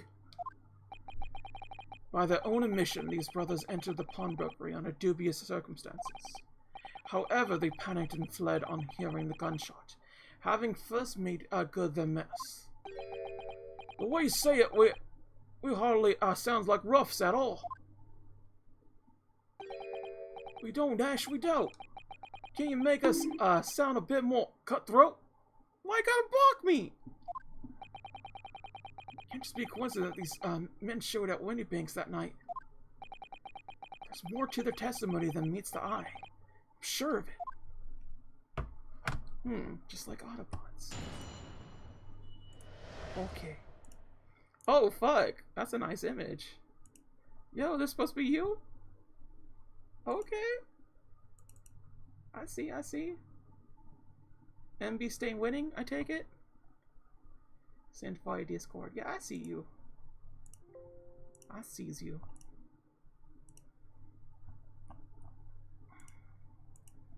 So I had to ask, what are your pronouns? Because, like, winky face. I need to know. It's me, I'm amazing. Good to hear. Add new source. Image 3. Okay. Let's see how. This you done. Okay, image 3, that needs to be moved down. Whoop whoop. Whoop whoop whoop. Whoop whoop whoop. Whoop whoop. Okay. Huh? Yeah.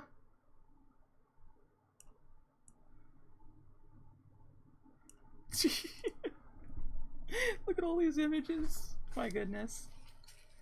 Usually I was stuck to 3, but I just decided to add the Bonsai Bros because they just look so much like the Bonsai Bros. Like, honestly, it's gotta be a reference. It's just gotta. Okay. Gonna knock a few things over, but we weren't ripping to nothing. May I suppose jump? Okay, what do you mean by this? So what you're saying is pronouns are Caesar, but most people use he, him anyway. Caesar. So NB, I take it, with the Caesar, or you just use a new neo pronouns because you can. Hair looks nice today. Like, yeah. Honestly. One thing I gotta say is I actually really do love my hair. I love how my hair is. I wish it was longer though. I really do. Like.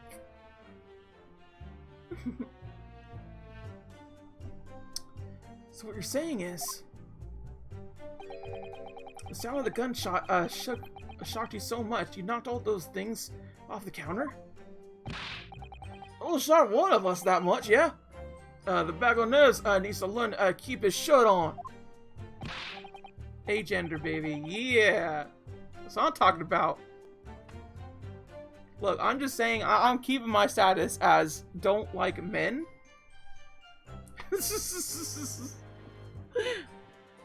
Stay winning. Only one is Kiro-chan, and like frankly, I feel like Kiro would definitely be like an agender, non-binary type if like Haruka explained it to him at some point. He'd be like, huh, that sounds pretty rad. I think I'm that. I'm like, yeah, that makes sense, Kiru. That makes sense, Uncle Cass. It'd be cute. I think so.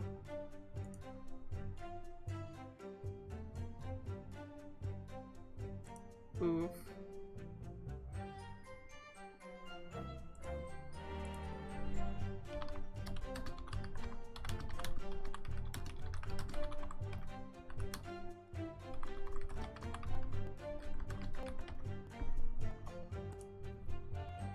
Okay. What was I doing? I got distracted from girlfriend. Anything but being a man, right? That's what I'm talking about.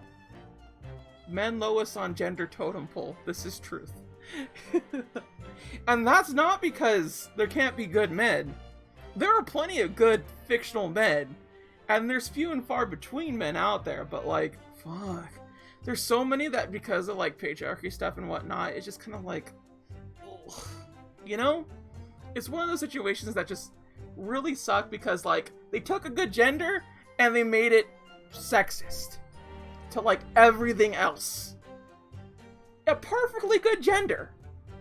And it just got ruined. It makes me say it. Because gender's pretty awesome. Gotta be real here. Especially when you stop doing it in the sense that, like, these are strictly things. Bi people like frogs. I mean, it may be true, but that's not for every single bi person out there. Not every bi person's seen a frog, I'll tell you that much. I think that should be like a reality show. Has this bisexual seen a frog before? Oh, I'm sorry to hear Audacity system. Also sorry to hear they had to deal with that, Jack. Okay, let's get back to Ace Attorney here. I've been distracted by the conversation of men. This is enough, honestly. That's all I need. Right there. Awoo. No. Look, I love being masked girl, I'll tell you that much. Agender, it's fine too. Says Sente White men turned being misogynist into a personality trait. Yeah, pretty much. Look, it was loud, alright? Blimey. Me take granny, I would have woke up from that bang. Big roll was screaming like a blooming baby and fell over on the counter. He knocked over a lot of block and a candlestick. And some skull, what? They got tangled in some marionette. Oh, or knocked over a picture frame. What, knocked them scales on the floor.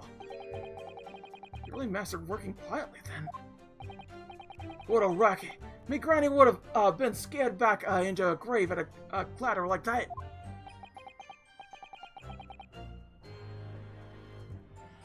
I did invite him to watch his stream. Let's see if he joins. Well, it's so sorry to say. I'm not trying to be down on men. It's just like, there are exceptions and there's rules to certain things. Like, it's just kind of like one of those things where you gotta go to the club and go like, nah, I'm sorry. Limited capacity. So in short, the gunshot took you by surprise. He joined, I'm glad. I hope he's having a good time despite everything. Oh, and I mean, it was quiet as a mouse, and then all of a sudden, bam! Oh, he's chomping on things. Excuse me. Inspector Grayson, do you have something to add? Like I keep saying, I don't appreciate being London with these scoundrels. No, something to add about their testimony. Bring that back. Seem to react now at what Mr. Scullin said. Did it make you think of something? It's probably nothing, of course. Wouldn't even bother to mention it, only. Well, the fact is, cases don't get solved if you ignore the little details. Why don't you just tell us what's on your mind? Oh, if he wants to lurk, let him lurk. Don't worry about it. Don't out lurkers. I don't want to out lurkers on this channel. In fact, I should probably like get that out there, put that on like a little list thing. When I update everything, because I'm gonna update a bunch of stuff to make it so it looks cleaner, it looks fresher, it looks nicer. You know? Why gotta bug me for that? So you know we brought these fellas in the yard for a question last night. Statement they gave then told a slightly different story to what they're saying now.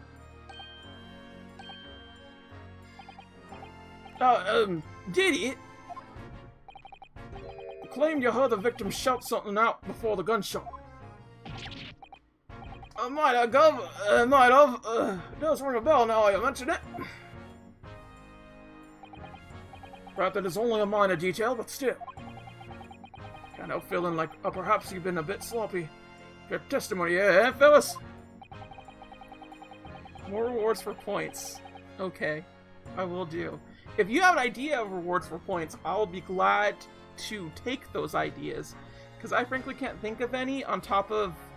Like, I want there to be a big community thing that people could, like, go in community stuff and be like, here's the big thing. That we could all work towards the last two thing. But I don't know what. I don't know what. Blah, blah, blah, blah, blah. Whenever I did this, like I was itching my nose or something, my grandma would always be like, quit picking your nose. And I was like, I'm not picking it. Because, like, I wasn't. I was scratching my nose. I was, like, doing this. This I do a lot because my nose tends to be itchy like that. It's just a thing.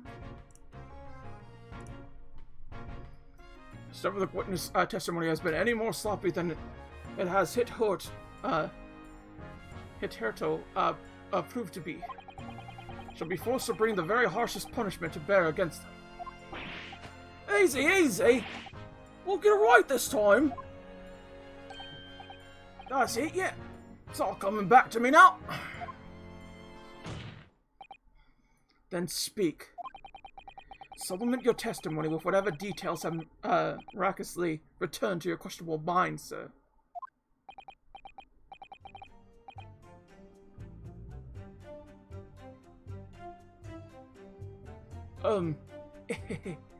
What you all, Gov? You know there are more, like, things that you could do with sounds, right? Like, I have more sounds there. Down there, you would just have to spend points. Because they only let you have 5 channel point ones, and the rest are bits. And I made them as cheap as possible for the vast majority of them. They're like 5 bits a pop or something like that, and you could just, like, buy them. To like, use as a thing. It's once per transaction type situation, so it can add up, but like I try to make them as low as possible. I think like 15 out of I want to say 25 of them are like 5 bits. I think the highest is like 100 bits at most. Just before the gunshot, we heard a voice yelling out, "Give me that gun!" The Papers! Hi, the Papers! How you doing? Glad to see that you're here. We're doing a thing. Oh, this is a testimony. Alright. Oh, we did knock a few things over. You heard a voice yell, "Give me that gun!" Oh. Hold it! What's this? So in fact you heard the voice and the gunshot almost simultaneously? We did, Gov, we did! Although I suppose, if you're being honest, we heard a kind of wavery voice before the yelling all. If you don't want to get shot, give me that gun! Bam!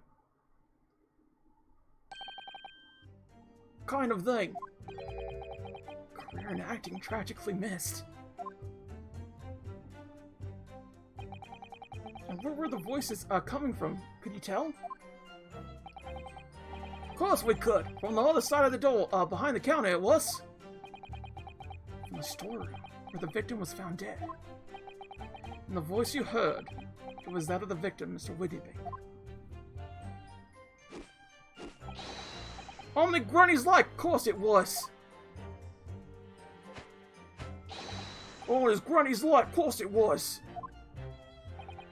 The highest is 25 bits. Yeah, see, yeah. It's not a lot. Just doing a little bit, you know? I didn't want to, like, bankrupt people on just, like, spending bits on me. And just doing funny little gags. I want you all to be using it as much as possible. And, like, trust me, if I was able to, like, make the majority of them channel points instead, I would. I really would, because I think it's far more fun to have more of those things. I'll have to double check to see if they allow more. I don't think they do, though. And they have generators, and then you have the little woo.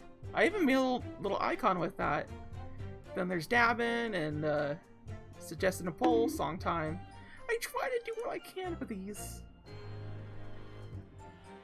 So that would mean that you both knew Mr. Whittybank and the sound of his voice? So that would mean what? What, Nash, what? Any ideas? Yes, Counsel. Indeed it would.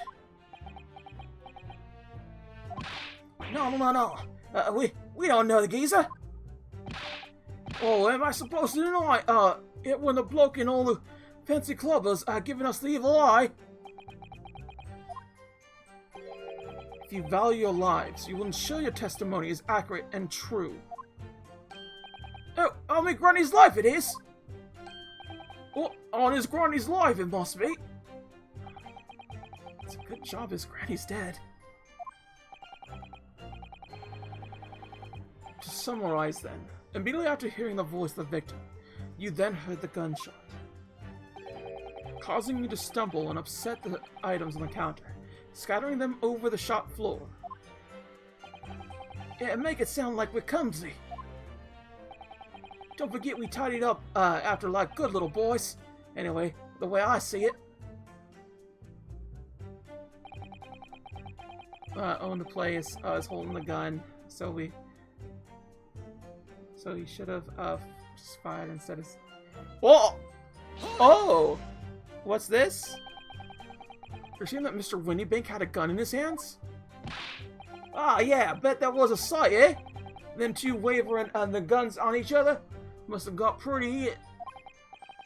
I mean, just before you shouted, we heard the geezer say, "If you don't want to get shot." It didn't really sound like he meant it, mind. More of anti-threat, you could say. Mr. Windybank was known to keep a revolver in his shop counter at all times. People say that to protect the articles in his keeping.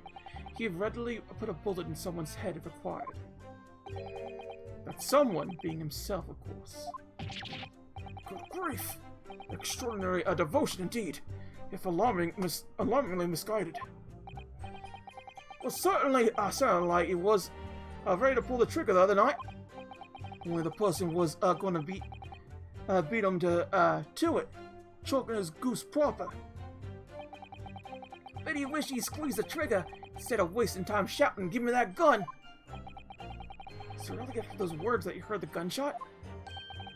It was more or less of the same time, Guff. Give me that gun! Bam! Kind of thing. Yes, a career in acting very tragically missed. Then we heard the sound of someone hitting the deck.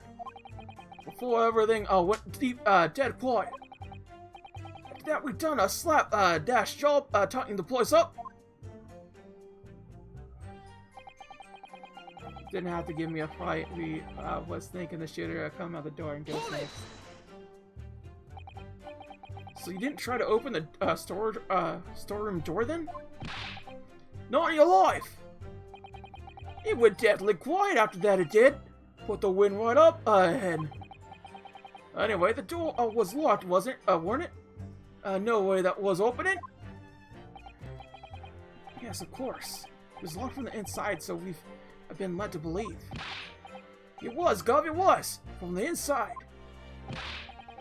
Right, so we, no way of knowing what was going on in there, did we?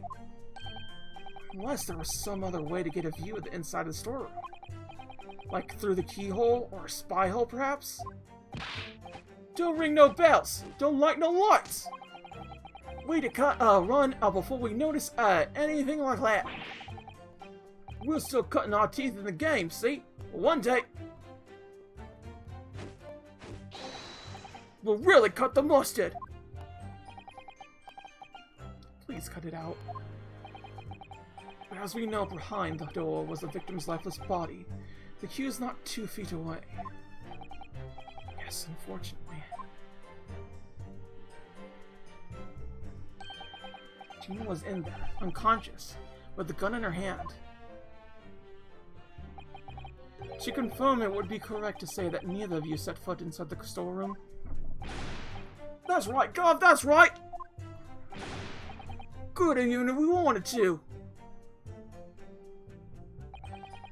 Stuck everything back where you found it. Straighten it up into the black. Okay. Guess, whereupon you fired a shot from your own gun at Mr. Herlock Schlumps. Oh, yeah, we was a bit hasty there. We was, Nash, we was.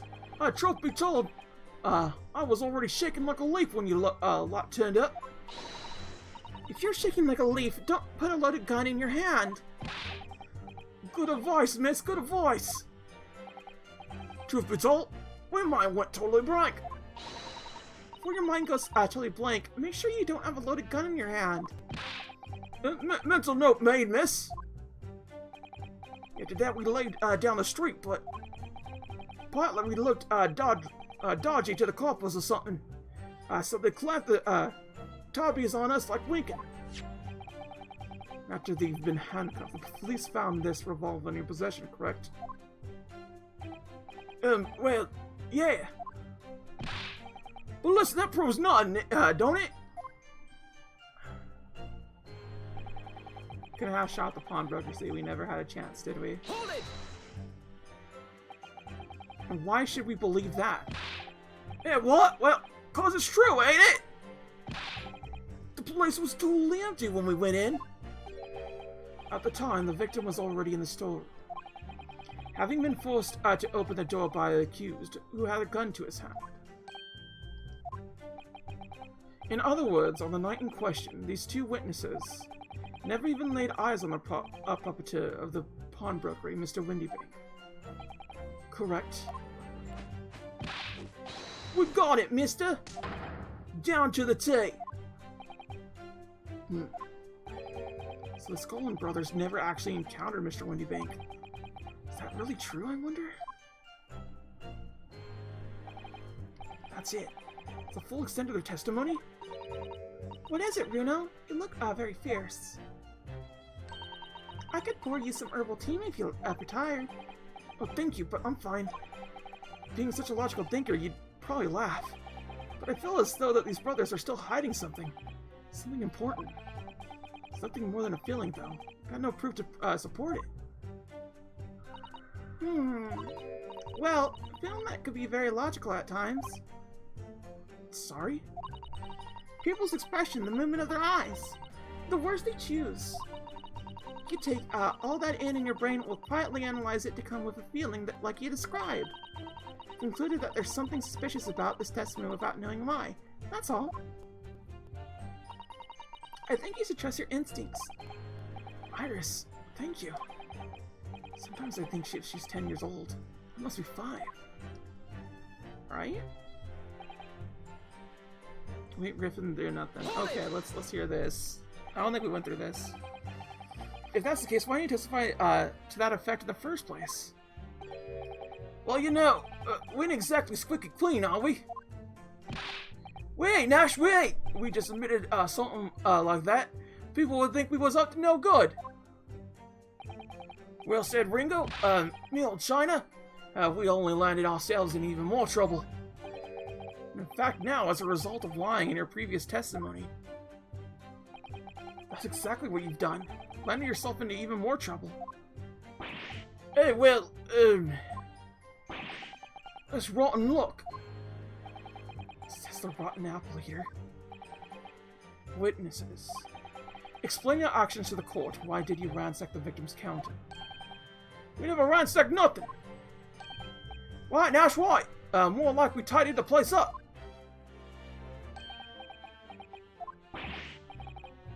Sorry.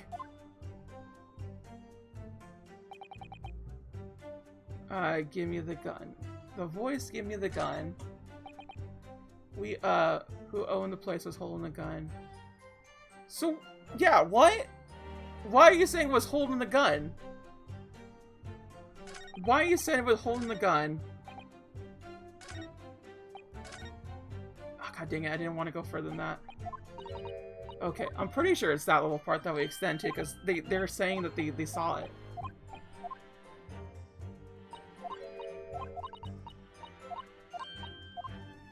I don't think we do it just yet, but we might have to, like, present that picture of her holding the gun.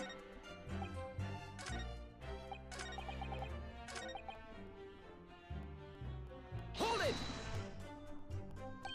You're saying that Mr. Windybank had the gun in his hands? Yeah, but that was a sight to see, eh? Them two waving them, guns at each other. Must have gotten pretty heated. I mean, just before he shouted out, you heard the geezer say, if you don't want to get shot. Didn't really sound like you meant it, though. Mind, more of an anti-threat, you could say. Mr. Winnebeck was known to keep her... Yeah, Okay. So we have heard this before.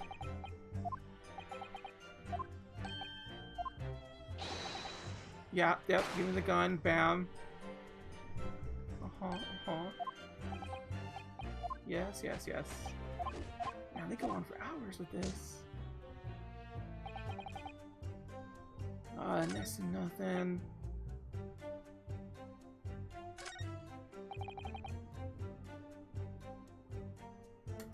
Yeah, that's... I think we do it again.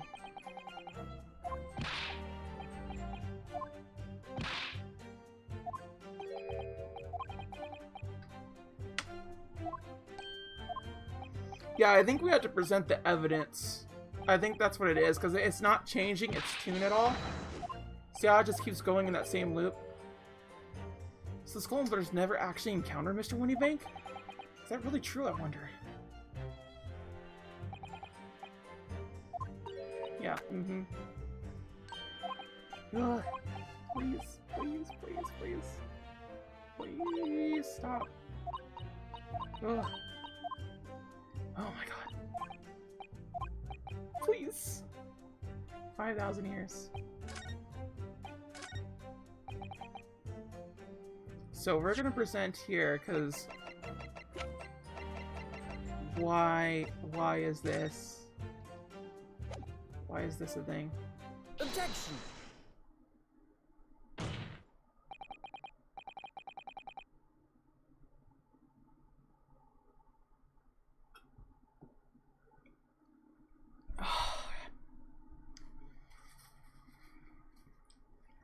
Whew. That feels good.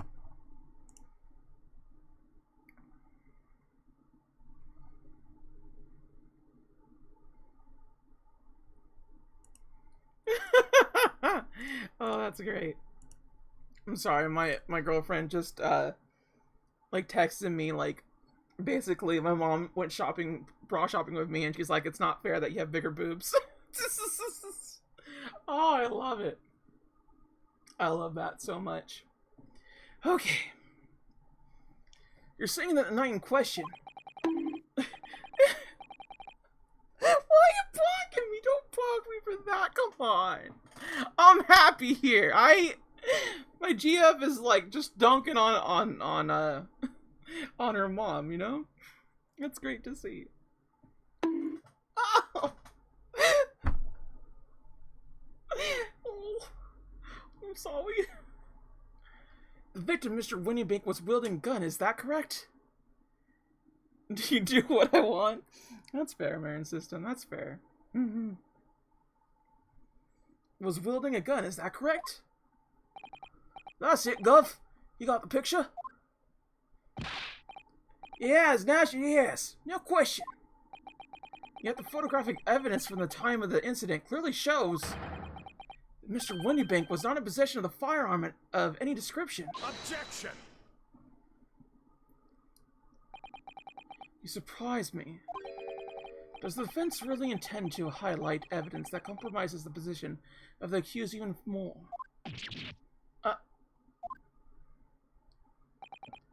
Furthermore, the defense has failed to establish that the photographic print presented was taken a suitably short time prior to the victim's death. Chronology is severely lacking, Counsel. Yeah, that's right. Too right, Nash, too right. Old geezer could have been about to turn the tables on the girl, eh? Hardly likely. I'm afraid that won't stand as conclusive evidence. Continue with the cross-examination, Counsel. And heed my earlier warnings, witness. Scolin's never Scolin!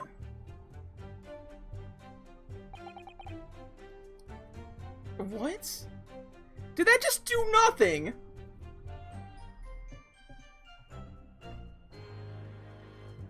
What? Did that just it just straight up did nothing? What?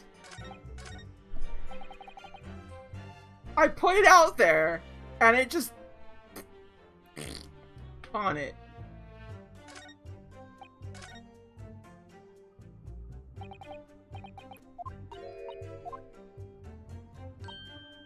Pour you some herbal tea. Yeah, thank you.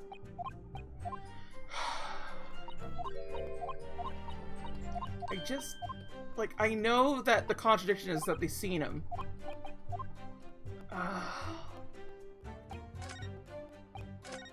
Alright, so we should go here. No.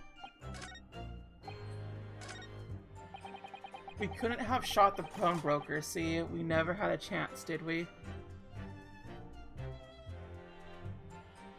You did have a chance. Everything back. Come out the door and get us next. Love what when the place was holding the gun, so we should have fired instead of yelling at the girl. What? Instead of yelling at the girl.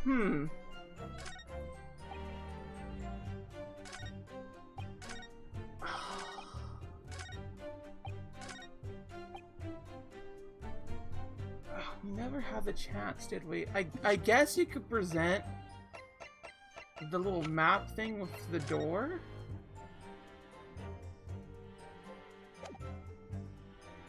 Shows the relative positions. I just...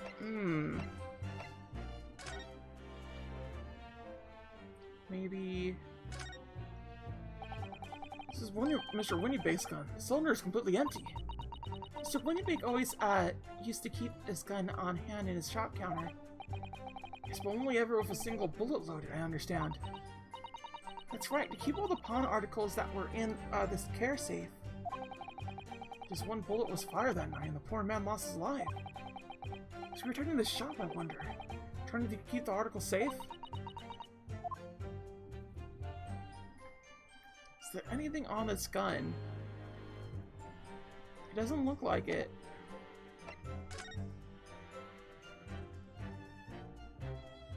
It doesn't look like there's anything on either gun, per se.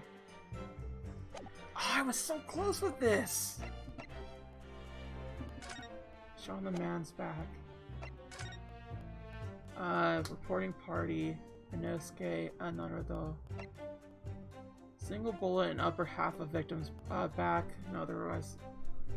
Instant death from the bullets. The bullet entered the body from the back on a gently rising diagonal trajectory.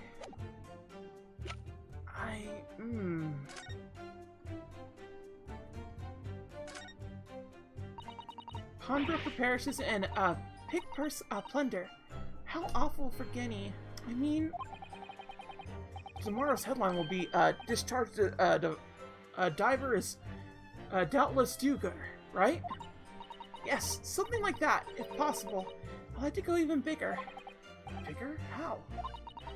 A proud pickpocket protects planet post-trial, perhaps? Protects planet. Oh, I can't wait for tomorrow now. It's going to be so great. But for now, we're kind of stuck on things.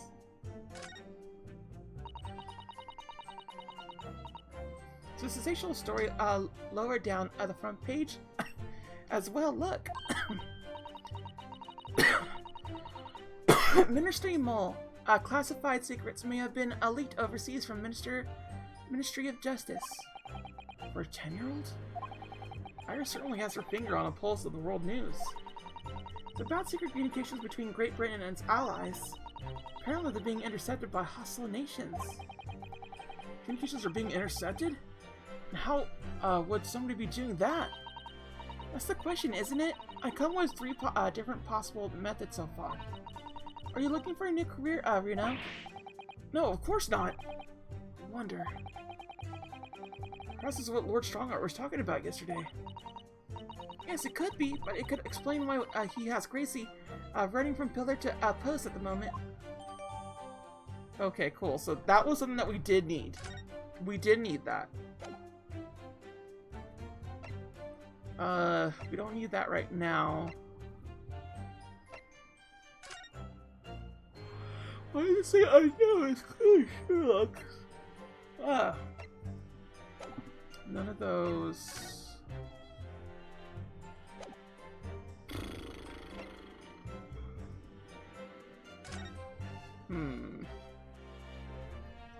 Oh, this is a problem. I have like almost all the way.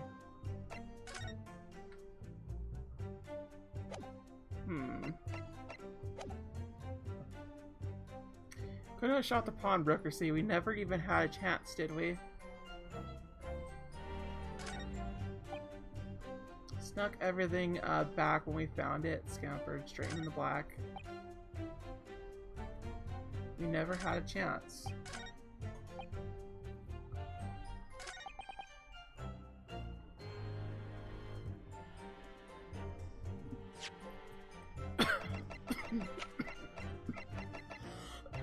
What exactly did they say on things? So I'll just do this again, because I know it does something. Yeah, I was wielding the gun.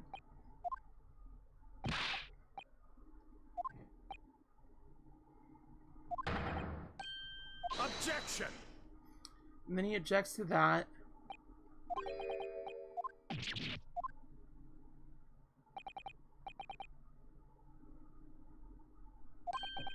Was taken a superly short time prior to the event, prior to the victim's death. So chronology is severely lacking.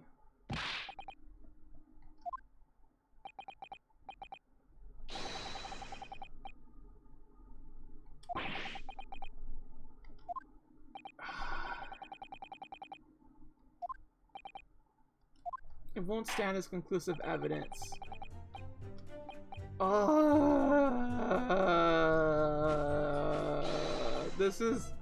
This is a hard spot.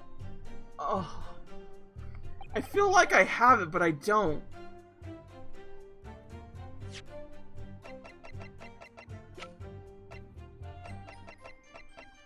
I mean, we don't really have a thing, but we have her holding the gun.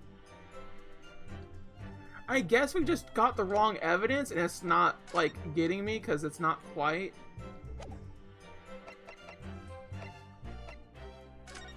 Redemption ticket, no. You would think we have, like, a little, like, poster of a thing or something. I know you got it somewhere.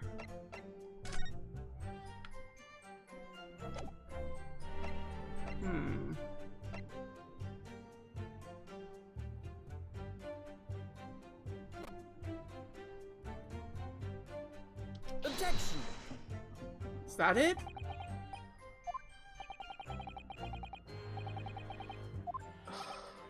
God dang it, it wasn't that.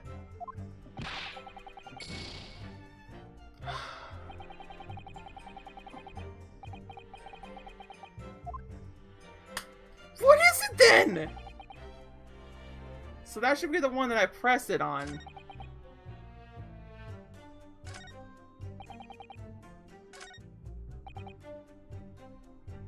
We couldn't have shot the pawnbroker, see? We never had the chance, did we? Well, first and foremost, we should save, because, like, ugh. God, this is, like, so hard. It's like, I don't know what the line of thinking is, per se. Like, I have my own idea of what I want to pursue, but, like, when you get that way, it's kind of like a blind spot in things. We couldn't have shot him.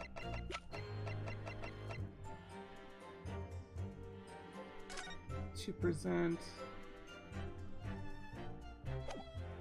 How do I show the little hole between things?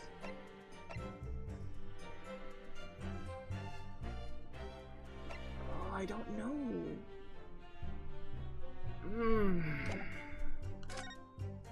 Because I know they couldn't have shot him.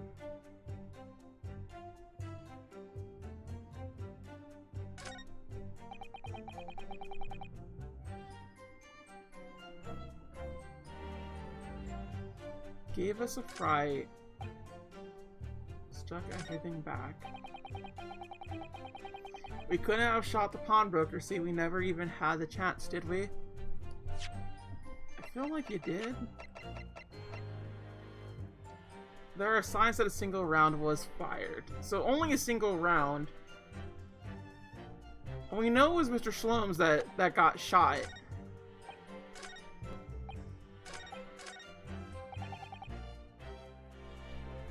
Hold it! Okay, let's do this real quick. So they heard it simultaneously.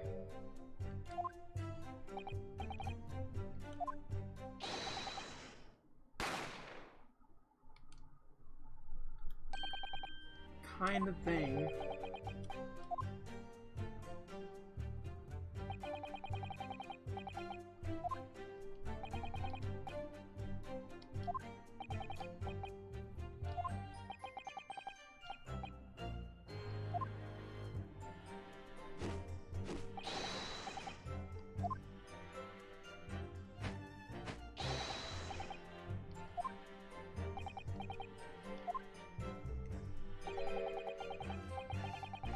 That you both knew Mr. Winniebank and the sound of his voice. That would mean what? What, Nash, what? Any ideas? Yes, Council, indeed it would. No. We didn't know the geezer. Oh, what am I supposed to deny? When that bloke and all the fancy, clubbers giving us the evil eye. If you value your lives, you will ensure their testimony is accurate and true. Oh, on me Granny's life it is! Oh, on his Granny's life it must be! It's a good job his Granny's dead. Immediately after hearing the voice of the victim, you then heard the gunshot, causing you to stumble and upset the items on the counter. Tied up after, like, little good boys.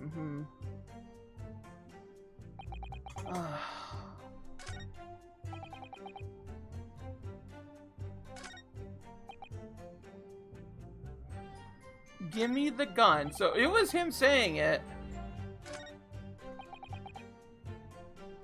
So he should have just fired instead of yelling at the girl.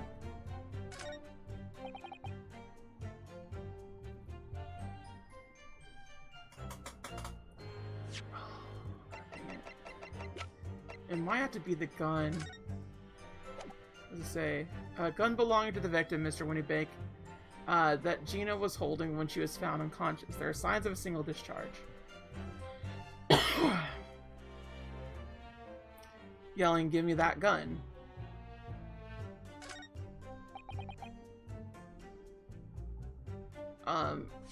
Did I not present that as that? Objection!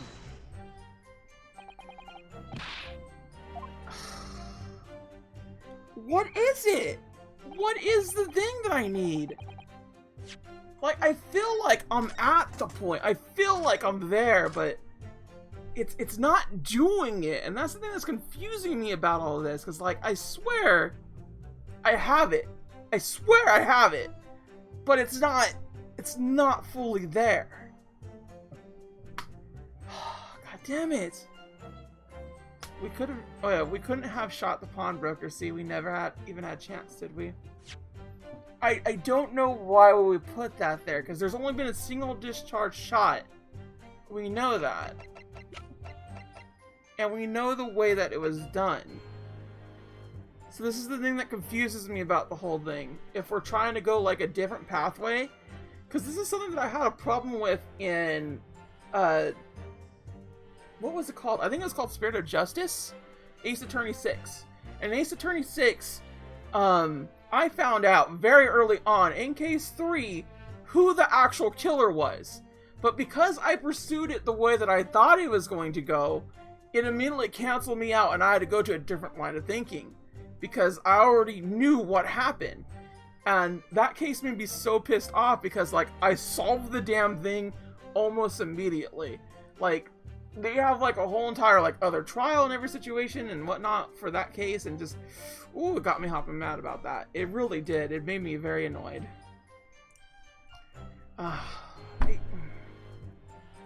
That's the thing, is that I just don't know. I really want to solve this on my own. It feels close. I just don't know what evidence to present or what to press onward, because it doesn't seem like I press anymore. It seems like I show favor to something else. And the little thing that's been shown to me isn't... Yeah, that's the full sentence of testimony. To pour you a cup of tea. Some of the brothers are still hunting something important. It's nothing more than I'm feeling, though it's not proof to support it. They'd be very logical at times. People's expressions, the movement of their eyes, the words they choose. You could take all that in and your brain will quietly analyze it to come up with a feeling like you described. Feel that there's something suspicious about this testimony without knowing why, that's all. Yeah, I don't... So should I look at their little testimony and see what it is that they're like... See, nothing there. And then there's like a little sweat in his thing, but I think that's just the thing. So this is obviously the truth.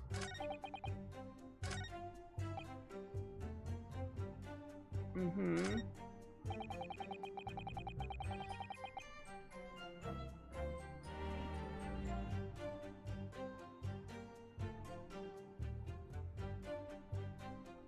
We never had a chance to. So the only one that they're sweating on is this one right here. Hold it! So this is what I'm confused by.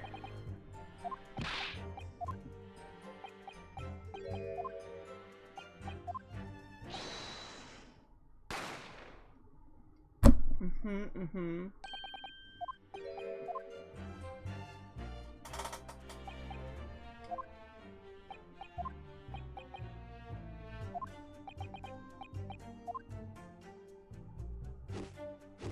That was Mr. Windybank.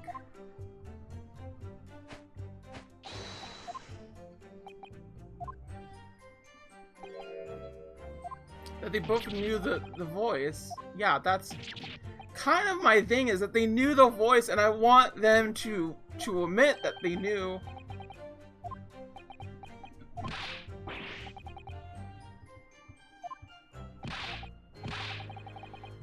Look at all the fancy clubbers giving us the evil eye. They didn't know the bloke.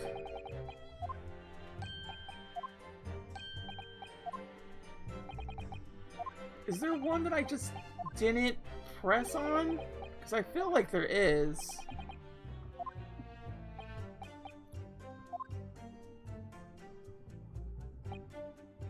Just holding a gun. I already know that one. Hold it! Okay, we'll press this. See if there's anything. Not on your life. Yeah. It was definitely quiet. But anyway, the door was locked, wasn't it? Okay, from the inside. To get a view of the storeroom inside, like through the keyhole or a spy hole, perhaps.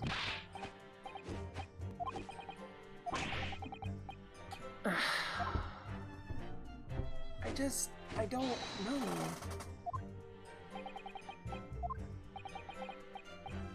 Behind the door was the victim's lifeless body. Uh-huh. Gina was there unconscious with a gun in her hand.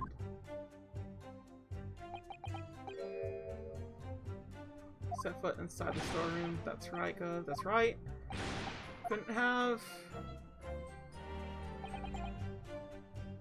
Hold it! Okay. We need to see this. Get her lock slums.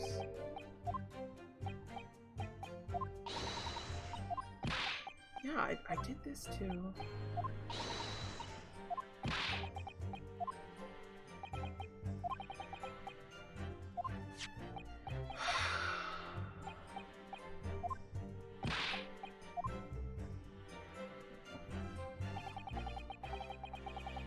Couldn't have shot the promise. We never even had a chance, did we?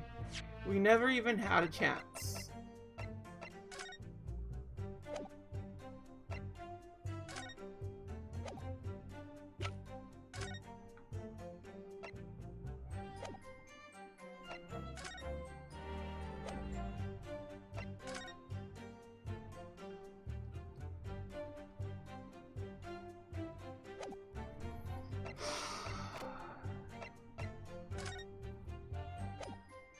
I just don't know.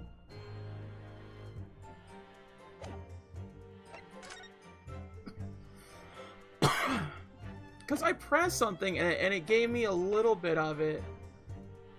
Showing the scene after the murder had taken place.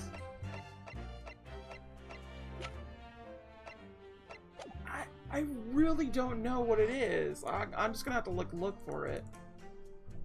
Okay, great. Ace, attorney, case 5, no spoilers. Great ace, great ace, great ace! Spoiler free. God damn it.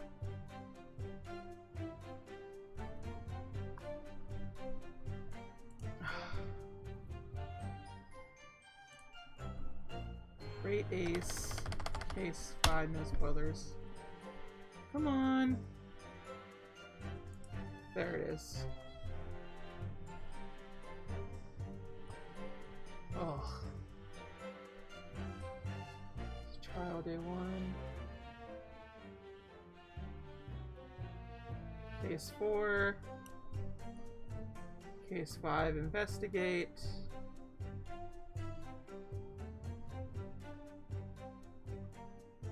And trial.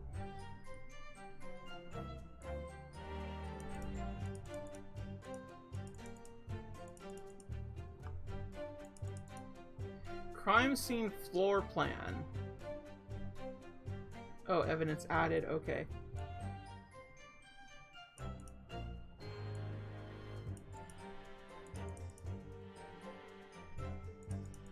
Timberland's pistol. Are you serious? If it seriously is Timberland's pistol, I'm gonna be really pissed off. Objection. No? Okay. So it's not that. You're going? Alright. Thank you, the papers. It's a pleasure having you here. I'll figure this out. I will figure this out. I'm trying to figure it out. Oh, we're at part 2. Statement 2.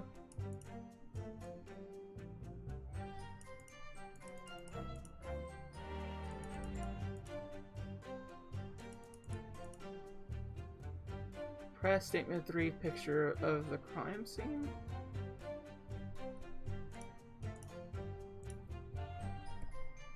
What? So statement 3. Hold it. So we do this.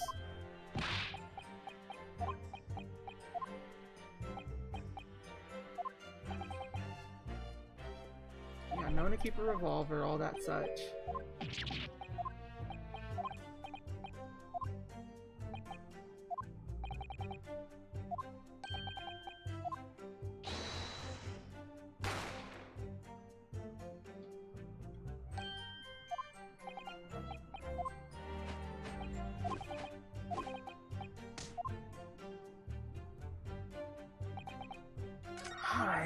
I'm so annoyed at this because, like, it's so close to what I want, and it's not. It just makes me so annoyed.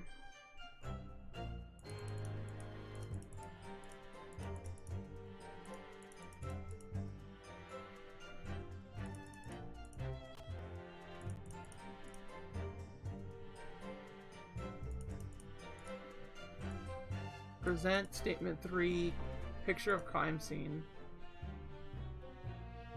Is this statement 3? Picture of the crime scene wouldn't make much sense. But let's just do it. Yeah, it's not it. Why can't I get this? I'm in this evil loop here. I just absolutely just cannot. I just don't get it. Press statement 2. Okay.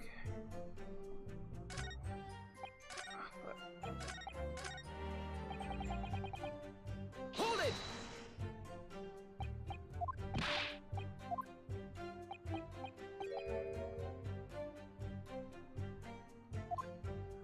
I want to get shot. Give me the gun.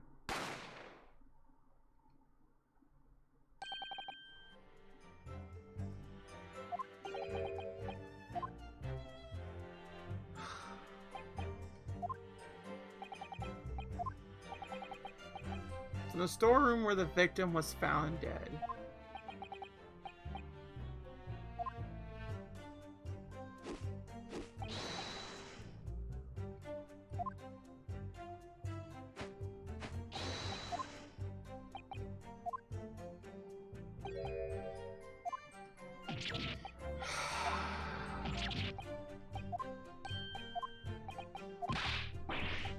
I'm using a gun, I still can't fucking get this shit.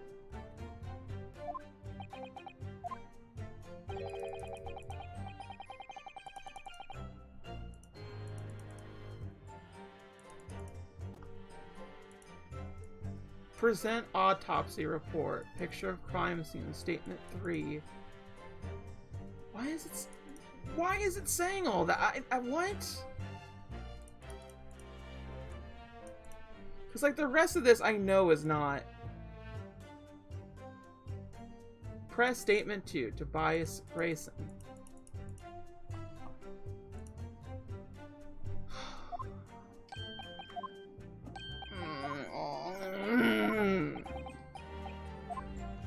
Why can't I get it? Like, I did something.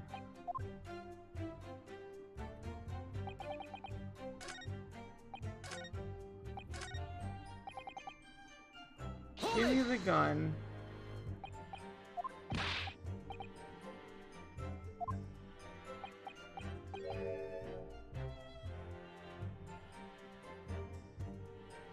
It doesn't seem to be changing his thoughts.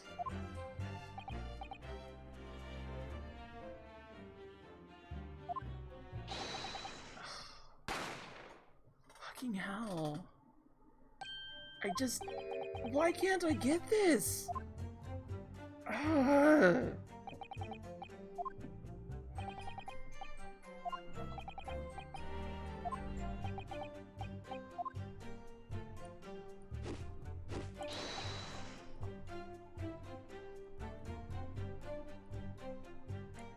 Okay.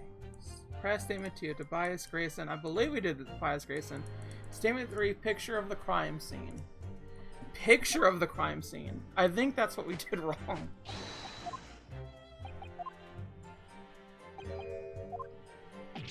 I'm gonna be really pissed off if that's what it is.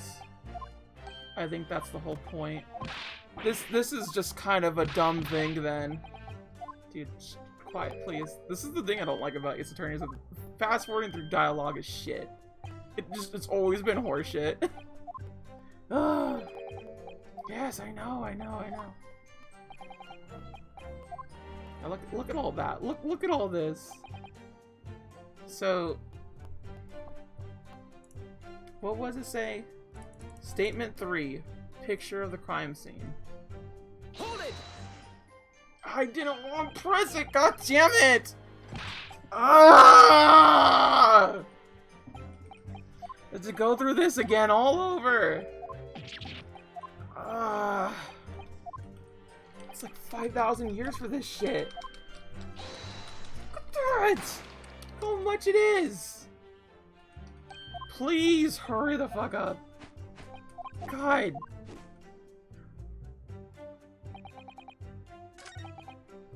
Present. Objection. That was it!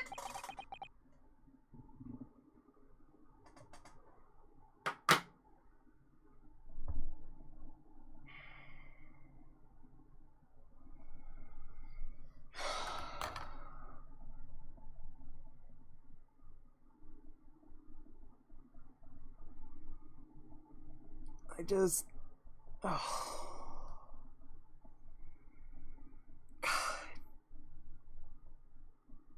It's the stupidest logical reasoning.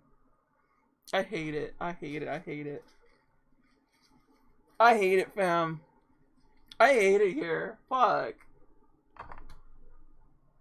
I pressed 1 and just like, no, you gotta have a... Then let me add extra to it. Don't just slam down the thing. So you're saying that on the night in question, the victim, Mr. Windybank, was wielding a gun. Is that correct? That's it, Gov. Got the picture? It has, Nash. It has. No question. And yet, photographic evidence obtained immediately after the incident clearly shows that Mr. Windybank was not holding a firearm of any description. You what? Gordon Bennett, that ain't right. Objection! There can be no question that the victim's revolver was used in the incident. Remind the court that Mr. Windybank's gun was found at the scene. Found at the scene. Not only was it identified as the murder weapon, but it was found in the accuser's hands. Yeah, that Mortola used the victim's own gun to finish him off. Give me that gun. Bam. Kind of thing. Hold it! Stay exactly where you are. Right there. The crime had taken place as you so colorfully described it in your testimony. Would give rise to the undeniable and significant inconsistency in the final moments you just acted out. Goodness, are you sure, Consul? You intrigue me, my learned friend, but let's, see some evidence to support your claim. What is the proof that demonstrates this inconsistency in the witness's portrayal of the victim's final moments? There's this inconsistency.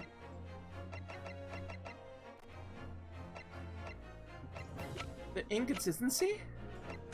I guess it would be this?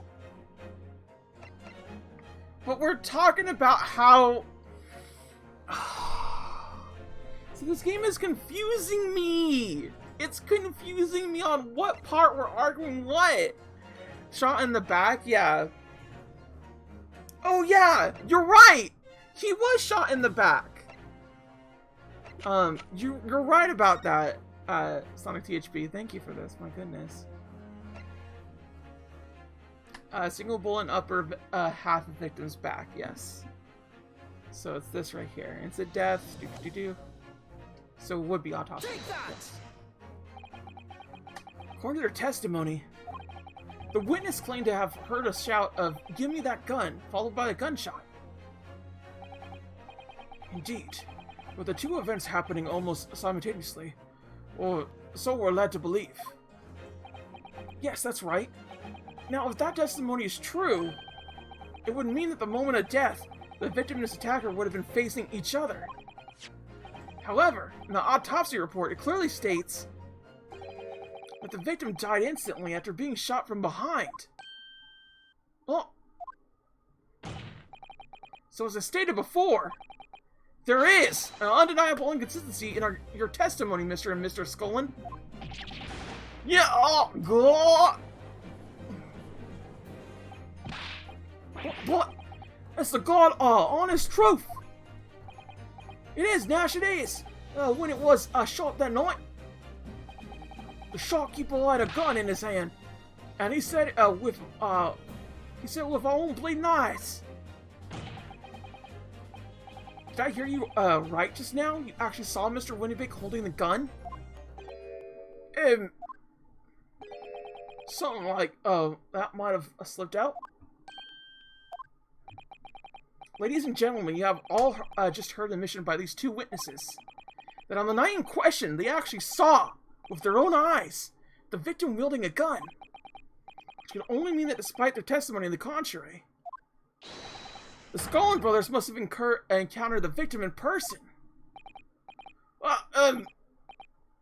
Nash,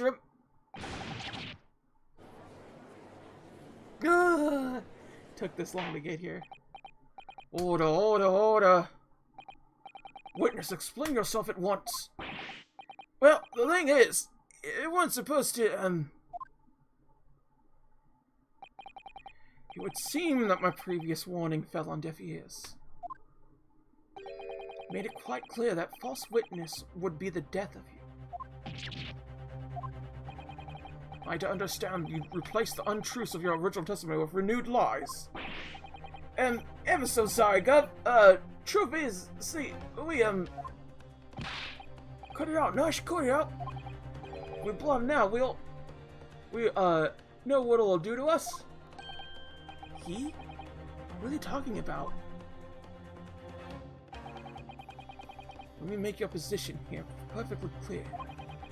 You will talk. There is no option available to you. Bro, come on. The game's up. We haven't got, for goodness.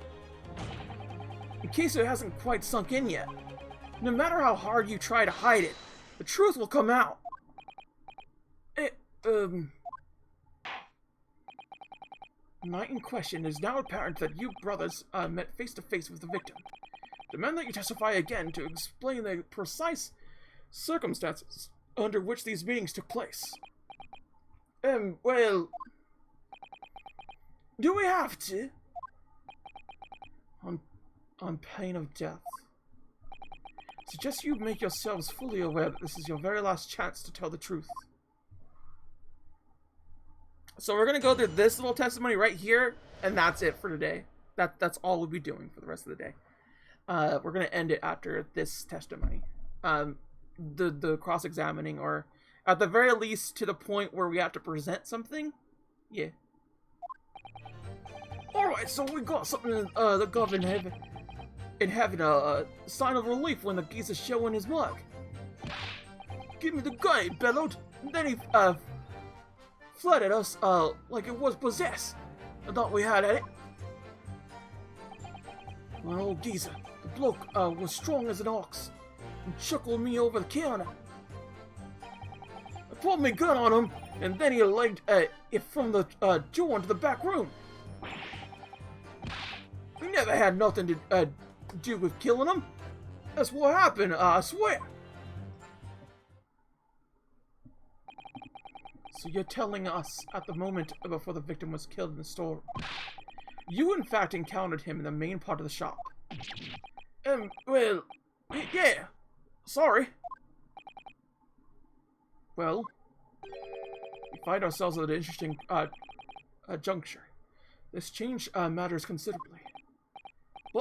But honest, Gov, this time, Nash, we ain't got nothing more to hide. Very well, counsel for the defense. You proceed with your cross-examination. Yes, my lord. This is it. The one I've been waiting for.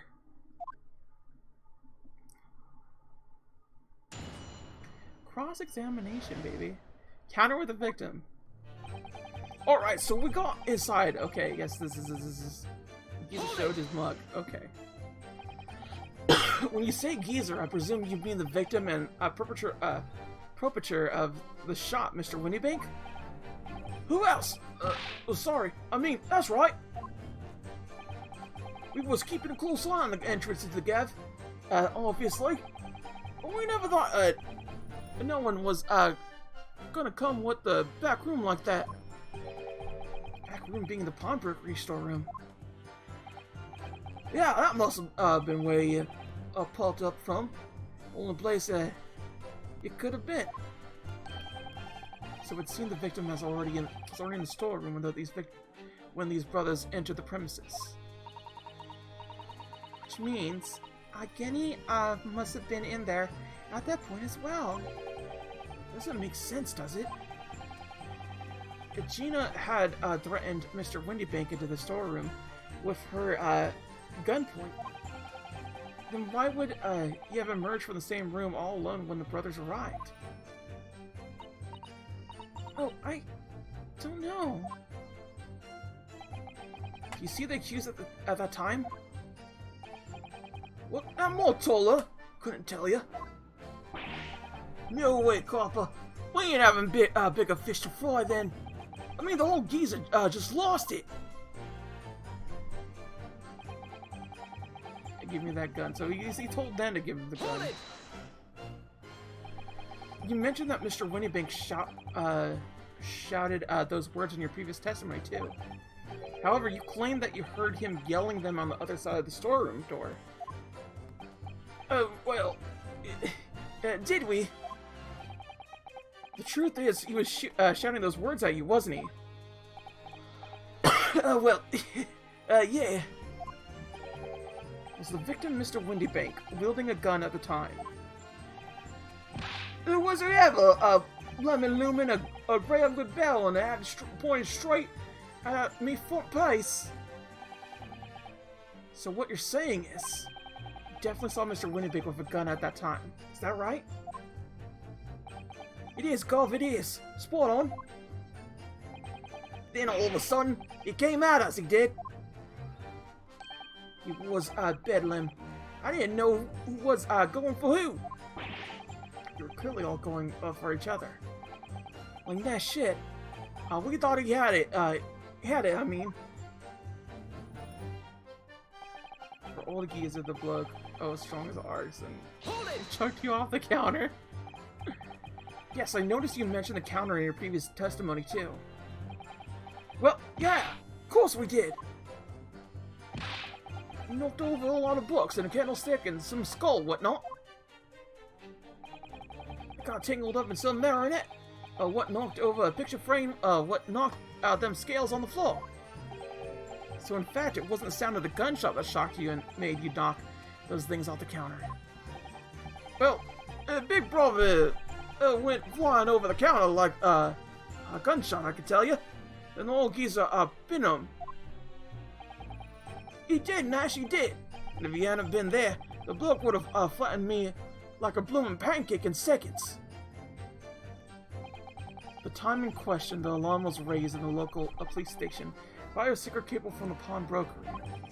There's a button under the counter used to activate it, which was presumably pressed by the victim. That's right, the brothers fled the scene and back onto the street. They ran straight into the arriving police, didn't they? Oh, Mr. Windybank. He did everything he could to protect his shop. Holding a gun on a light in front of the door of the back room. Were you intending to shoot Mr. Windybank? No, never. I wasn't just, you know. Oh, looking out for me brother, weren't I? And was being flattened, don't forget. My man whose shop was being burgled, yes. And then the man fled in the storeroom where you pointed your gun at him, is that it? Yeah, that's it. He shoved me away and then ran off from that door and shut himself in. There's something about that last remark. Something doesn't quite ring true. I wonder why Mr. Windybank ran into the storeroom. What? Well, according to what everyone's saying, Genny was in there waiting for him with a gun. Yes, that's right. Gina, apparently used Mr. Windybank's gun to threaten him and forced him to open the storeroom door. In which case, how did the gun end up in Mr. Windybank's hands again? I have no idea. That is strange, isn't it? So long as it could be significant. Should make a mental note of it. Look, the point is, me and Brav here. That's right, Nash, that's right. Me and Brav here. Never had nothing to do with no killing. This is what happened, I swear. You said that you had nothing to do with it? Nothing at all! Nothing, Gov, nothing! The old geezer went and shut himself in the back room, didn't he? Locked it was, from the inside.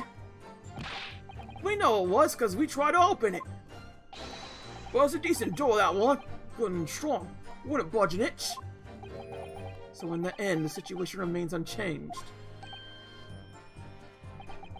Inside the storeroom with the pawnbroker, there was only one other person. The sole person who would possibly have shot the victim, the accused Miss Gina Lestrade. It would indeed appear so. What say you to that, Consul? Oh no. Is there anyone else apart from Gina who could possibly have shot Mr. There could have been? There's no one else. There could have been. I mean, obviously there could have been.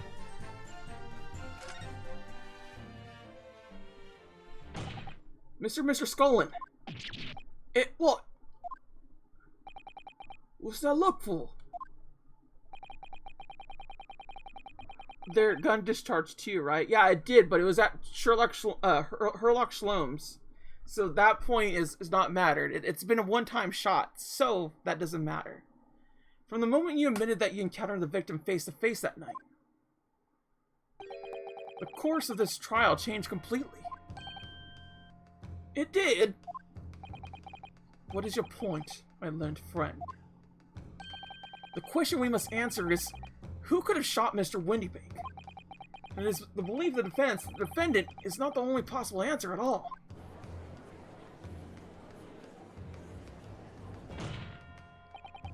You have my attention. In the case, let us return to the plan of the premise. The victims were killed in the storeroom, which was locked from the inside. Those are the facts. So pray, what are the possible answers to the question of who shot the man could there be? Counsel, you must now provide answers to the court in respect of two conundrums. Two, my lord? Twice as many chances to be right, baby. Indeed, namely, from what location did the culprit shoot the victim? And furthermore, where was the victim at the time? Understood, my lord. Are you alright, Runo? Not entirely sure. But there's one thing I am sure about. I could prove that there's a credible new alternative to what happened. It would change Shima's perspectives hugely. So now, time for some clarity. Show the court on this plan the answers to the questions posed by his lordship. At least someone else could have killed the victim, indicating from where the person could have fired the gun. At least someone else could have killed the victim where the person could have fired the gun. I guess it's the hole? Little hole area? 'Cause that's where I would put it, but I could have sworn there was like a window or something, wasn't there? Take that! The defense believes the culprit could have shot the victim from this location here. That's the question. Second question. Assuming the culprit fired from the location indicated, where was the victim at the time?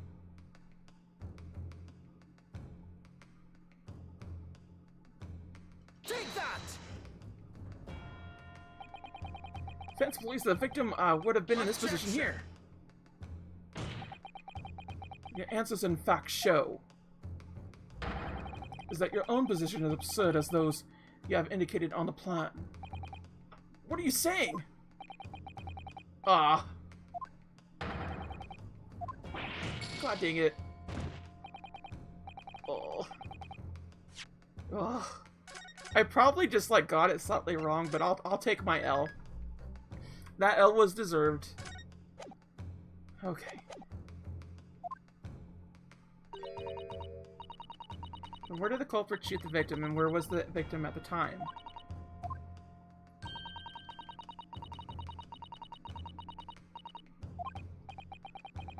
Okay, come on. Someone other than Gene. Oh, what's the best possible move here? Should I try again or gather more information first? Give it a try.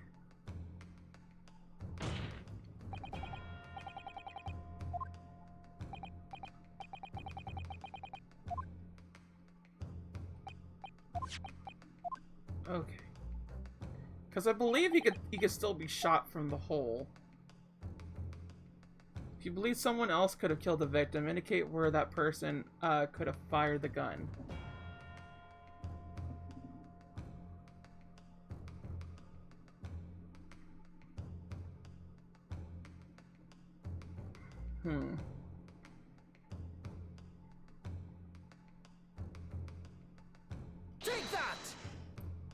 So that's where the person would be.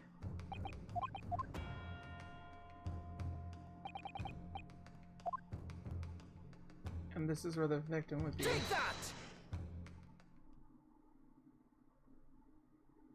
Yeah, see, I got it, like, not right. The culprit shot the victim from outside the storeroom. Continue. Mr. Winnipeg died instantly from a bullet wound in his back.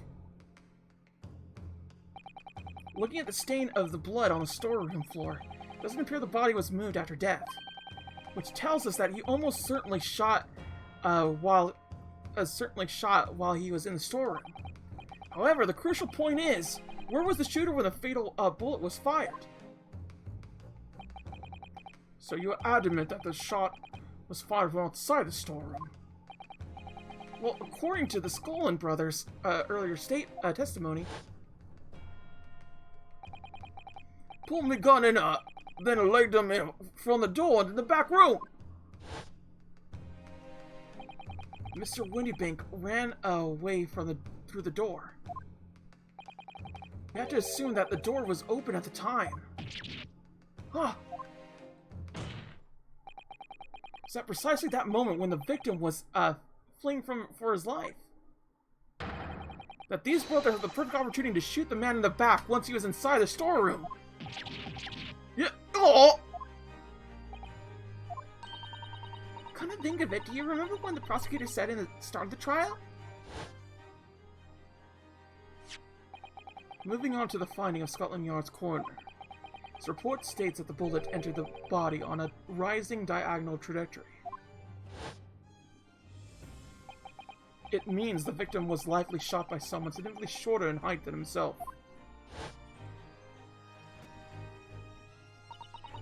Poor man. Shot was running as fast as he could to safety. Of course. He would have been leaning forward as he was running away. So even if the bullet was fired horizontally, it would still have entered his body on an upward trajectory. So the culprit isn't necessarily someone shorter than Mr. Windybank. Objection! I'm sure my learned friend couldn't have forgotten it. The storeroom door was found closed and locked from the inside. You claim the victim was shot as he fled into the room. Do you also claim his corpse was dexterous enough to turn the key in the lock? But... There's someone else locked the door. Yes, there is someone else who could have locked the storeroom door. Is that so? Very well then, Consul. Present your hypothetical to the court. As the scenario just described, the defense's assertion is the victim was shot from outside the storeroom. In which case, who shut and locked the storeroom door from the inside? It had to be. It had to be her. Obviously, the person who locked the door was the only other person inside the storeroom at the time. The defendant, Miss Gina Lestrade. Objection! That's absurd! Suggesting that the accused deliberately engineered the sealed room. For what possible reason? Such actions would only sever to tighten the noose around her neck. I'm inclined to agree, I must say. Well, Consul? Yes, that's a tricky one, that is, isn't it? Technicians, have no place in my courtroom, Consul. Remember that, please. But of course Agony would have locked the door. It almost goes without saying, doesn't it? It does? Well, if I was getting in that situation, I know I would have locked the door as quickly as I could. I mean, those two burglars had just fired a gun in your direction, hadn't they? Oh yes, obviously. Before the two brothers arrived, Mr. Strahd and Mr. Windybank were in the storeroom back together.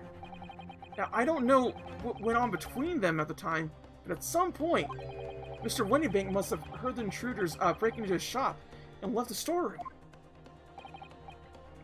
Intruders, eh? Sus, bruv. Your theory is correct. That would leave the accused alone in the storeroom. Yes, it would. Then, probably only moments later, the victim fled back through the storeroom door, hoping to escape danger.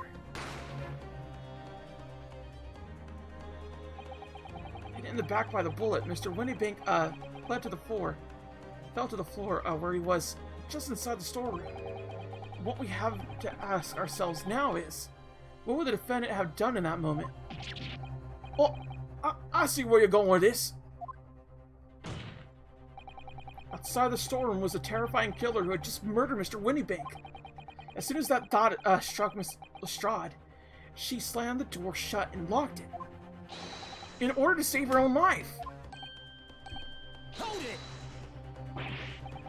But I mean, we ain't the ones who did it. We ain't. You gotta believe us. I mean, come on. We never shot no one. Objection! That's blatantly untrue. I know for a fact that you would. Because before my eyes, you shot Mr. Herlock Sholmes. There's only one logical conclusion here. Mr. and Mr. Scullin, you brothers had every opportunity to have been the true perpetrators of Mr. Winniebank's murder. Oh.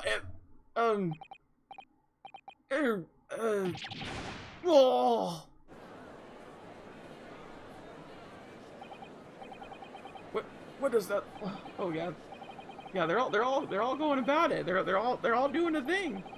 We turned the tides, yo. We turned the tides finally. That was amazing, Runo. All members of the jury seem to be firmly on your side now. No, first time ever. Or the last. Well, I think you're done it. Surely they'll have to give a verdict or not.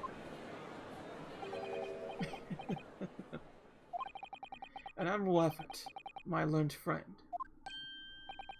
What's this now? He's laughing. Find the situation amusing, Lord Van Zieks. I myself find the defense's argument most persuasive. I dare say, we should not agree is the bread and butter of the street performers in your peripheral Eastern nation. But such blatantly malicious conjuring tricks amount to nothing more than inexcusable petfoggery here. What?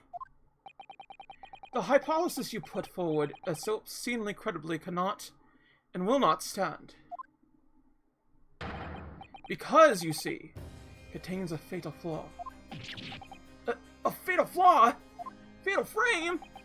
Fatal fury? Do you tell me that you're unaware of your own logic's failing? I say, Lord Van Zieks, it might be an idea to explain this bully conjuring trick, or it is the troops on the ground, huh? Fatal flaw in my learned friend's argument is really very simple to understand. Assuming you're not too dim-witted to count bullets. By George, count bullets! Oh dear. You noticed then? Huh? What's everyone talking about? Counsel. Yes, sir! Tell the court how many bullets were found at the scene of the crime. Two! Two bullets. Correct. The first that which hit the victim in the back, ending his life. And the second that which struck the detective, Mr. Herlock Sholmes, on his arrival at the scene. Indeed. The defendant presented a picture showing the damage caused by the second bullet earlier in the prison scenes. The bullet which injured Mr. Sholmes appears to have passed through his body to strike the calendar. Your lordship understanding is correct. Furthermore, we know there are two firearms involved in the incident. The revolver belonging to the victim, Mr. Winbank, and the Skullbrun brothers' revolver. The evidence shows that a single bullet was fired from each gun. Yes, indeed it does. A single bullet from each. Now then, my learned friend. You yourself told the court only moments ago that these two brothers shot Mr. Herlock Sholmes right before your eyes. Yes, I did. Oh my goodness. I think you'll find. And if the single bullet was fired from the brother's gun hit Mr. Sloan's, it means... Windibank, not shot by same gun. Stop. Only one bullet. Stop. Exactly. Yes, this Nipponese street performer presented an obscenely credible argument. However, it was never anything more than a divisionary trick, with no hope of standing up to scrutiny. Ah!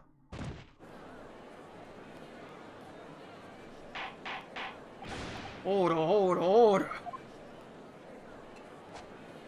Please don't throw those.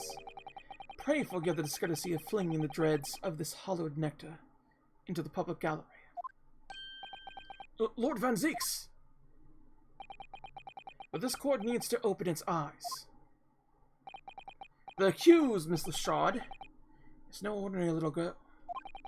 Despite her young years, she can, regrettably, no longer be described as a juvenile. No, the person in the dock is far from a law-abiding citizen. She has a past riddled with criminal conduct. The truth is, the accused broke into the pawnbrokery, and on the night in question with loathsome intent. As we could see beyond doubt in the print which depicts her threatening the victim with a murder weapon. I have here in the possession one more piece of evidence the prosecution wishes to present. That disc!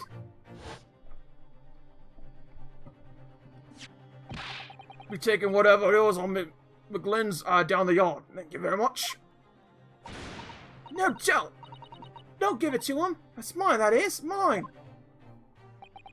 Sorry, miss. Anything belonging to McGlynn has to be taken into evidence now.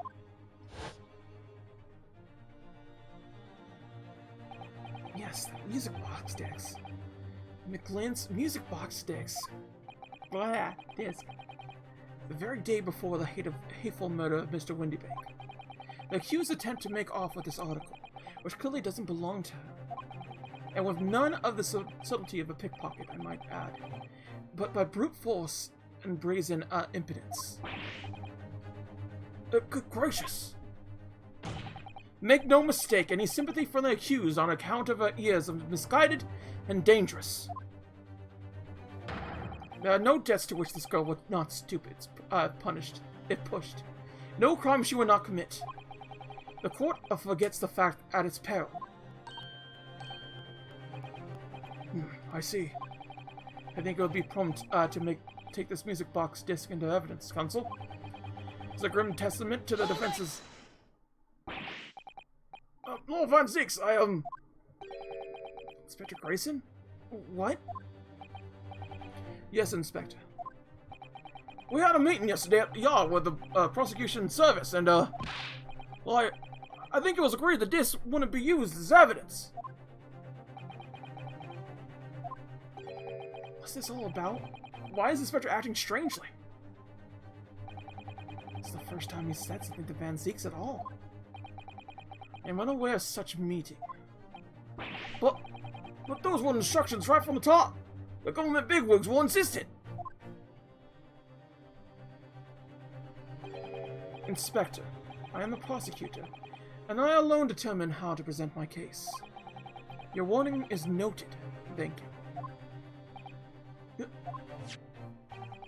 The prosecution wishes to proceed with submitting his disc as evidence, my lord. Indeed, bailiff.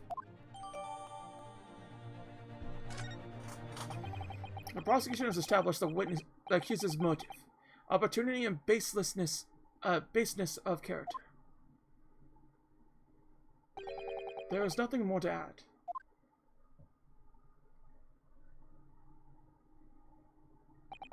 Ladies and gentlemen of the jury, I await your informed decisions and rest my case.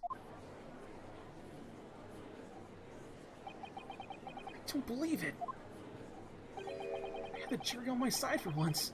For all 5 minutes. Oh dear, it wasn't even for 5 minutes, Reno. Oh? Well, I might say something at this point. Proceed, Mr. Foreman. Been stumbling about in a bit of fog up to now, truth be told. All of a sudden. That's as blatantly obvious to me and my men. There's only one thing to avoid. Oh no. Very well. The court will hear from the jury. Ladies and gentlemen, you'll present your leanings, as the defendant's, culpability. Guilty. Ugh. Guilty. Ugh. Guilty. Oh. Guilty. Oh.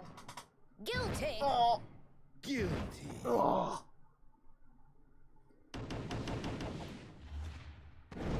Here we go again. Oh, man. Yes, we do. A consensus among the jury. But you know what? That will have to wait for tomorrow because we just got done with all this for today. As far as I am concerned, y'all, we had a good time here, and this is a good place to stop, I think. So with that being said, is there anybody that I can go find and ride? No channels are live. Fantastic! It's just fine. It's just good. It's just dandy is all. So what I'm gonna do is I'm gonna look through here. Let's see if we can find somebody for y'all. No backseating. Reading aloud. Oh, there's reading aloud tag.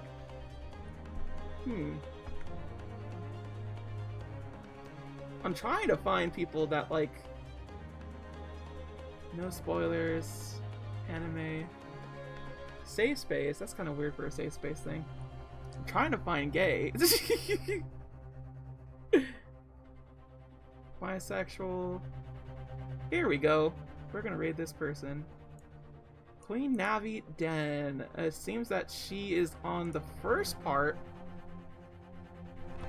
Let's go raid her, everybody. And thank everybody for coming here, by the way. Sonic THP, Audacity, Jack specifically,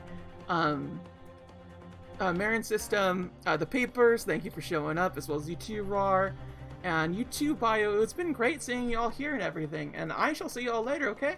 Till then, sayonara! Bye-bye!